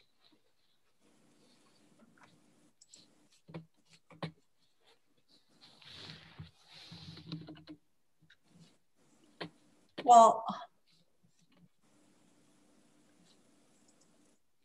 can you hear me? Yes. Okay, thank you. Thank you. Steve, okay, I'm now. Well, thank you very much, Professor Moji, for your presentation. The final presentation for today will be by Dr. Masao Tomonaga, who is Honorary Director of the Japanese Red Cross Nagasaki Atomic Bomb Hospital. He's also the Chairman of Nagasaki Global Citizens Assembly for the Elimination of Nuclear Weapons. He advocates that nuclear weapons should not be produced anymore, should never be used again, and ultimately abandoned forever. And as Hibakusha himself, today he will share with us the voice of Nagasaki advocating for a nuclear-free world. The floor is yours, Dr. Tomonaga, and you have 7 minutes. Thank you very much for introduction. Under this title, I would like to summarize my paper. Next slide, please. Next slide, please. As you know very well, 2 bombs were dropped on Hiroshima and Nagasaki. This is real first experience of Japanese people of the nuclear weapon. Next slide, please. So by 3 physical energy, victims were hurted by heat first, next.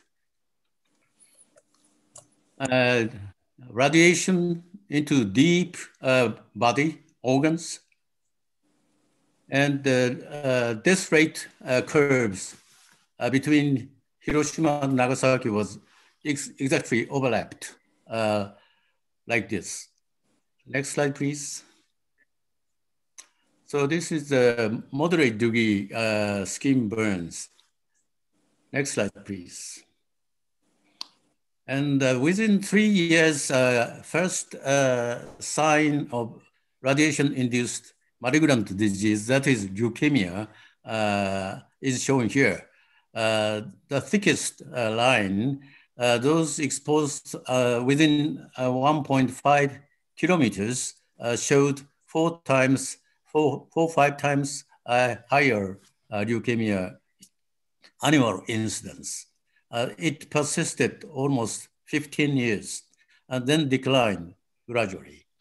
But later, this decline was not a disappearance, and it persists over 75 years. Next slide, please. This is the clear evidence of radiation dose dependency of solid cancer dose incidence. Next slide, please. This is the overall slide to show the 68 years tendency of 2 malignant diseases, leukemia and cancers. Leukemia, first wave of leukemia declined gradually, but persisting now also. And the second wave of cancers are still showing a plateau level. Maybe this will continue more than 15 years from now on, when all atomic bomb survivors died off. Next slide, please. From here, I will summarize Nagasaki Hibakusha's experience between 45 to 2020. The first experience of nuclear detonation was already explained. We soon experienced start of Cold War. And then Hibakusha started anti-nuclear movement around 1950. Soon after that, the Cuban Missile Crisis took place, and Hibakusha recognized the reality of nuclear war. Then thermonuclear weapon experiments, Hibakusha also recognized nuclear war can destroy whole world.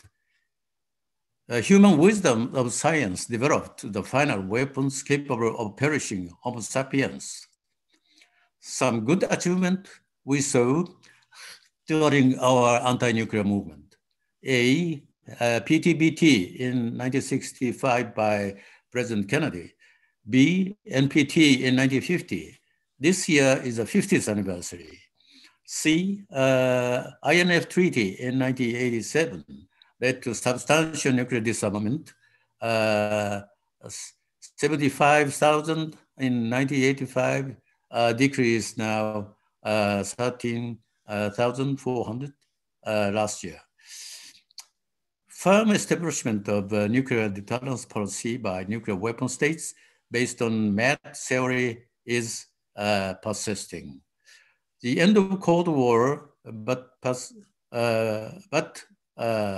nuclear deterrence policy did not stop. Amazing medical evidence.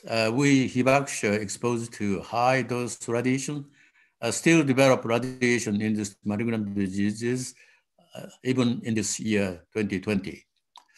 This lifelong effect of atomic bomb radiation is the consequence of DNA damage of human cells by radiation. This is also a genuine proof for anti-humanitarian nature of nuclear weapons. NPT gradually became inertia, especially Article 6 not faithfully practiced by the nuclear weapon states. TPNW, adopted by 122 states at the United Nations in 2017 and finally ratified by more than 50 states last week. We Hibakusha congratulated this on the Peace Park. TPNW, there is serious divide now between NPT promoters and the TPNW promoters. Those are main experiences of Hibakusha. Next slide, please. Now, voices from Nagasaki after 75 years experience. The dangerous divide, as I said already, between nuclear weapon states and the non-nuclear weapon states must be overcome. How to overcome this divide between NPT promoters and TPNW promoters? We think complementary amalgamation of NPT and TPNW, especially in terms of Article 6 of NPT, inviting nuclear weapon states and umbrella states such as Japan as observer states for TPNW meeting. Of course, confidence building and dialogue are the most important. Then solidarity between non-nuclear weapon states, civil society, such as ICANN and Hibakusha, is also important. Most importantly, leaders of nuclear weapon states have to deeply understand the anti-humanitarian aspect of nuclear weapons. This helps them to jump with human wisdom of ethics over to a nuclear-free world.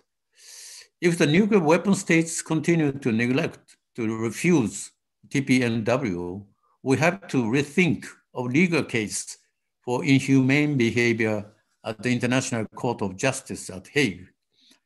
By remembering the 1996 advisory opinion of ICJ, the court was unable to conclude definitely whether the threat or use of nuclear weapons would be lawful or unlawful in an extreme circumstance of self-defense in which very survival of a state would be at stake.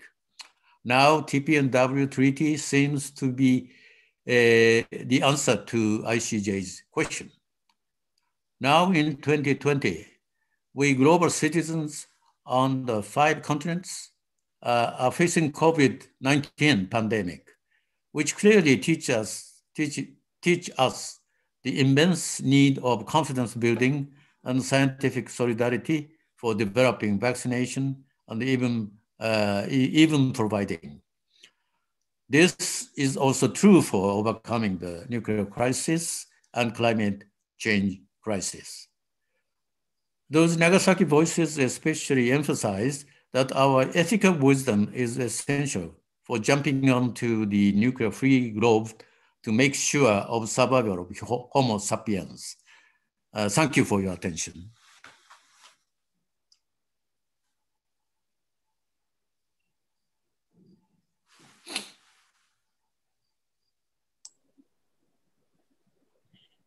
Thank you, Professor Tomonaka, for your presentation. We have now come to all 3 presentations, and the floor is open for the questions from the audience. And if you have any questions for the authors, please to share them in the chat box so that I will read them out for you. And we have many questions, but unfortunately, this part of the session, we only have about like 20 minutes for the Q&A. So I will ask the first question. That's for Sun Kim. Yes, could you tell us about the international collaboration and organization for distribution of the COVID medical treatment to like, or, you know, the COVID medical treatment, and also what is the role of WHO and international collaboration arrangement for the production and distribution of the, you know, face mask, ventilation, ECMOs, and other life support tools, and training of personnel. Do you think there should be more collaborative effort in this field too? That is a question for, you know, Kim. Yes, thank you for the very interesting questions. So first, let me share with you that WHO has shared a lot of information regarding the PPEs. They made some catalogs to make public about the price, availabilities, and the possible companies' products, all the things. And the UN launched TAP technology access partnership for PPE, only for PPE, to share the technology and IP for, especially for the low and middle income countries, access to those PPEs. But clearly for the therapeutics, the medicines and vaccines, there has been no enough international collaboration for the production and supply for equitable access to. So for example, the remdesivir by Gilead, therapeutics for treatment. The company, during the very early phase of the pandemic, they tried to make their IP protection higher. I mean, the barriers to be higher with applying for the orphan disease designation for their medicine. So there were a lot of civil society movements against those efforts by the company, which will lead to the inaccessibility to this medicine, especially for the low and middle income countries. So they changed their position to voluntarily license their medicine for a specific list of countries and companies. So so many of the low and middle income countries can access to the low price generic version of remdesivir, but many high-income countries, most of the high-income countries and some of the upper middle-income countries, including the Latin American countries, cannot access to those low-price version. So even with paying the price, they cannot access to the just shortage of the supply from that specific companies cannot meet the global needs so far. So there is specific need for the international collaboration for the therapeutics for the remdesivir case. And for vaccines, there has been, as I share with you, that there are several initiatives to support the development and production and supply for the vaccines. But still, what we are seeing is the hoarding by the high-income countries for the most of the doses for the possible candidate vaccines for the future. So the remaining doses are not definitely should be sufficient for the needs for the global low and middle income countries. And the second question is, it is quite ironic to see the leaders from around the world, especially from the high income countries, because they have been talking about global public goods, including the president of South Korea, President Moon Jae-in, has been talking about every time they are talking about the pandemic, we should make the vaccines and medicines to be global public goods. But their real actions are not meeting that specific goal.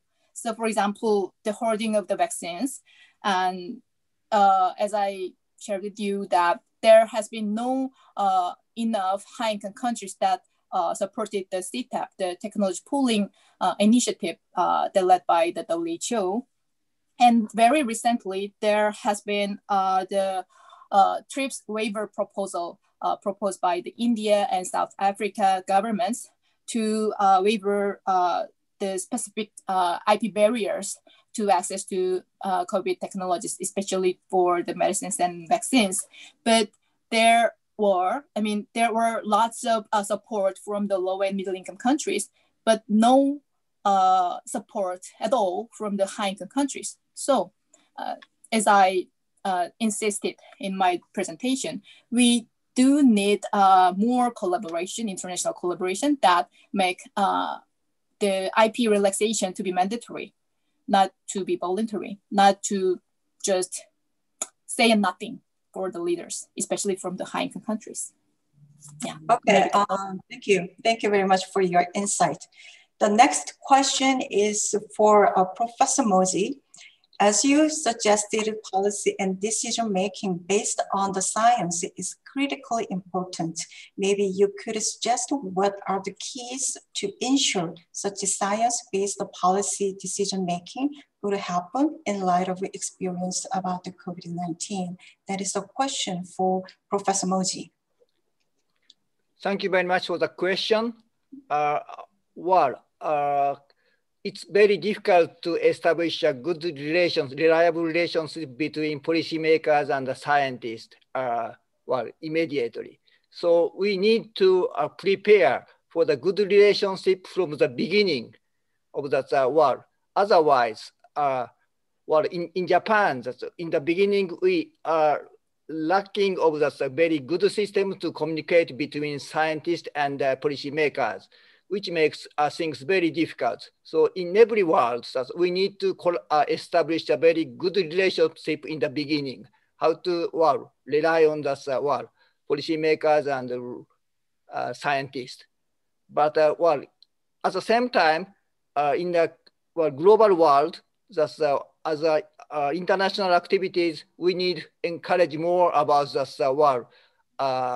good connection between that scientists and policymakers. Sorry, it's very general opinion, but it's a fundamental things we need to promote in the future. Thank you very much. Well, Professor Moji, while you are answering this question, I want another question for you. Your paper mentioned how digital surveillance has been used as a mechanism for combating the pandemic, which represents a serious threat to civil liberties. Do you believe that this solution should be de-emphasized given the potential for the long-term abuse? Thank you very much for this question. That it's also a very delicate question. At this moment, we try to utilize the IT technologies to fighting against COVID-19. But at the same time, if we promote too much IT systems, so it's very difficult to protect human rights. So it depends on the government how to use this. And in each country, probably it's very difficult to stop. We need to, in each country, we need to find out that a good way and how to, we need to control this war. At this moment, in the pandemic, we need to utilize IT system, but at the same time, after COVID-19, that's how we settle down the problem very nicely. Sorry, again, it's very general answer, but so far I can say only this. Thank you very much. Thank you, Professor Moji. I think it's a very difficult question that we have to think about, to solve the problem. Well, I see a lot of questions. Guess, we are very all excited talking about this one. Okay, so next question, let's talk about the vaccine again. Okay, what are the drivers for vaccine nationalism? Other states and they are explicitly pushing back against the vaccine nationalism. This is a question for everybody, all authors. So I would like to give first chance to answer to Professor Tomonaga and Moji and Son.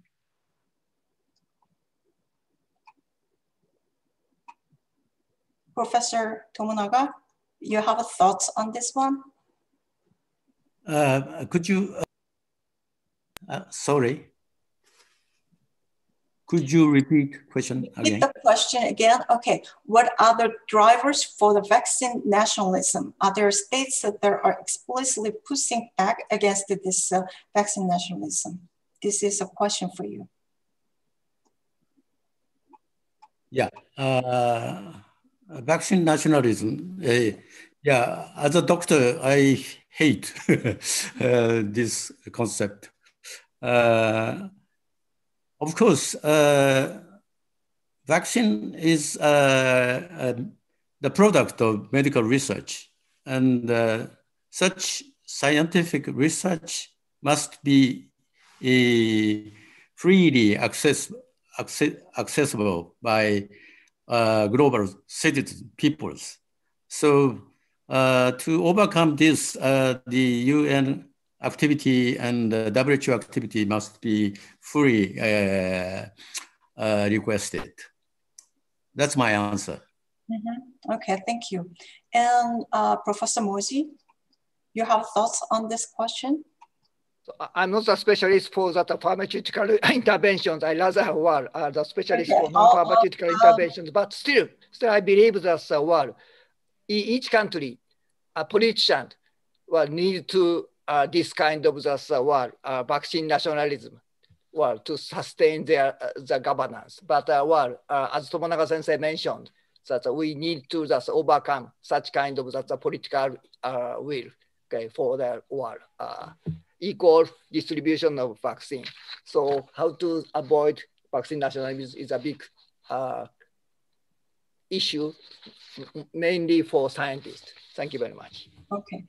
Maybe Sun Kim, you're the best person to answer this question about the vaccine nationalism. Yeah, actually my answer was, the second answer was to this question, but I can say more about the context. So as I share with you that low and middle income countries have been supporting the technology pooling idea and to waive the IP barriers that are included in the TRIPS agreement. So I can say that the countries who are pushing against the vaccine nationalism could be low and middle income countries, and some of the high income countries which have small market of the for the medicines or vaccines. So we proposed that we might use those countries as leverage to support the idea of technology pooling or sharing technical know-hows between the North and South and South and South for scaling up the production of the vaccines.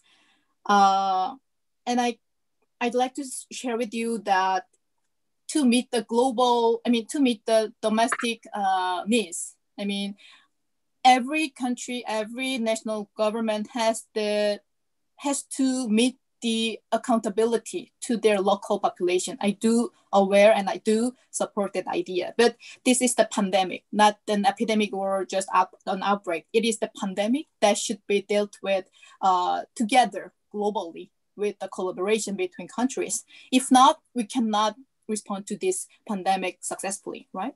So to respond to those two side needs, domestic needs and the global solution, this dilemma could be only dealt with by the scaling up the production of the vaccines. That is our key insist. To solve the dilemma, we should scale up the production. To scale up the production, we should collaborate around the research and production capacity, especially utilizing the capacities from the low and middle income countries.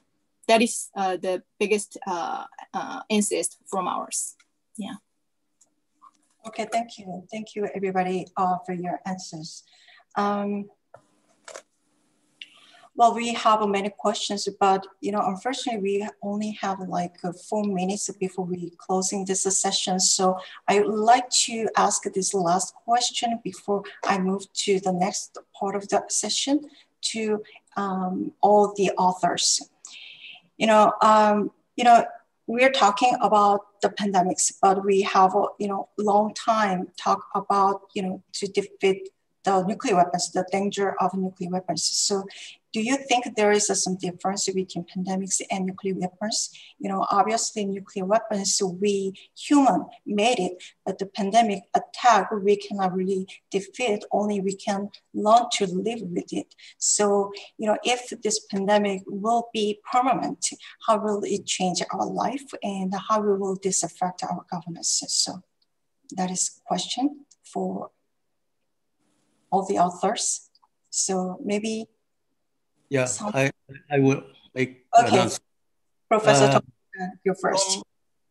From 1985, when my association of doctors against nuclear weapons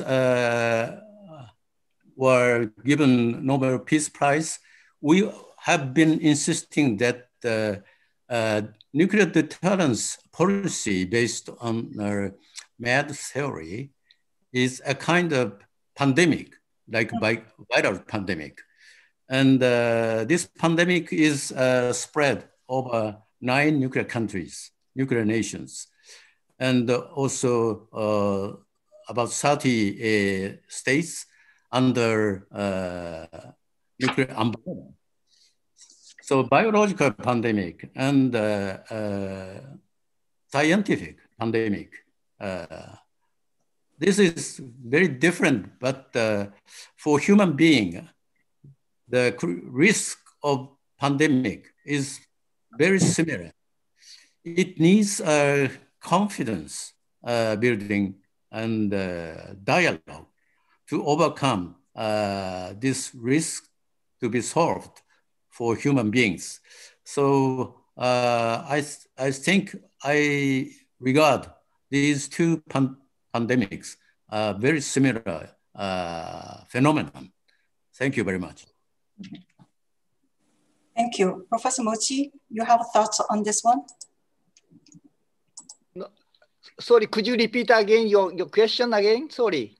Yeah. Okay, so it's like nuclear weapons, we human made it, but the pandemic attack, we cannot really defeat, only we can learn to live with it. So what is the difference between this pandemic and nuclear weapons, do you think? And if this pandemic will be permanent, how will change our life and what will the effect be to our governance? Yeah, well, while that's pandemic by pathogens is well, a kind of part of our lives. So we need to prepare every day, every time for that new pandemics. So well, we cannot escape from that kind of pandemics. But for nuclear weapon, which actually that as you mentioned that it's man-made issues. So we can solve that's one nuclear issues, but we cannot actually solve the world pandemics by pathogens. Okay, thank you. Thank you. Ms. Sun Kim, do you have thoughts on this very quickly because we're running out of time? I think the importance with regard to the pandemic is that if we all can be safe, no one can be safe. That is the lesson, the biggest lesson that we are learning from this pandemic. There is the biggest difference between. Okay. Okay, thank you. Well, there is a Korean word that crisis is the chance, which means that when you encounter crisis, that could be your big chances. So I guess, that even with this pandemic, we could hope for the better world. As our friend Garrett Evans, earlier put, let's stay optimistic. And we have, many questions, but unfortunately, I think that is almost time to close this session today. So, let's keep these questions and discuss in the upcoming workshop sessions. Thank you for the speakers and audience for your contribution for the session. And now I will turn over the mic to Peter. Peter. Thank you so much. So we'll conclude this part of the second panel, transitioning into the scenaric work with some reflections from Professor Fumihiko Yoshida, who is the director of the RECNA Research Center on the Abolition of Nuclear Weapons at Nagasaki University. He's a renowned journalist, formerly with Asahi Shimbun, and he served on the advisory panel of experts on nuclear disarmament and non-proliferation for Japan's Ministry of Foreign Affairs. He's also the editor of the Journal for Peace and Nuclear Disarmament, in which many of the papers prepared for this session will appear. So Yoshi, over to you. You get the last word. Okay, thank you, Peter. Thank you. I must say thank you very much for everyone for participating in this session, also engaging in this project. So this project is very, very important for RECNA. We have several reasons for why this is so important. The first reason is, as you know, the rise of this pandemic era suddenly has changed the world or our society in a very short time. And the lessons that should be learned from this global phenomenon is that from this crisis is we need to be in a position of thinking of unthinkable at all times in order to be better prepared for a variety of global and regional risks anytime. And the second reason is it's about nuclear issues. In particular, we need to identify all the possible risks and threats that could lead to nuclear war, any type of nuclear war. And we need to be prepared with the means to prevent any kind of nuclear war. So in that context, this kind of exercise is very important. And thirdly, we, the RECNA, consider that scenario study as a method is the best way to inspire our imagination and ideas to, make use of our best knowledge and information, fully utilize those capabilities. So considering those reasons, I, as a director of the RECNA, that together with Mr. Professor Suzuki, who is working on this project very hard, we decided promote this work on this project in partnership with the Nautilus and the APLN. Finally, let me quote few sentences from the email which I received yesterday from Doug Randall. He is the chief scenarist of this project. He said in his email yesterday, I am very excited to be doing this with everyone. And he said, we are going to make history. I share his view. So maybe this is hard work and hard to find the good answers, but let us try. Let us work together. Thank you very much again for joining us. That was my short statement. Thank you, Peter. Thank you very much, Professor Yoshida. And with that, I believe that ends our live stream. So thank you to those who have been viewing on the live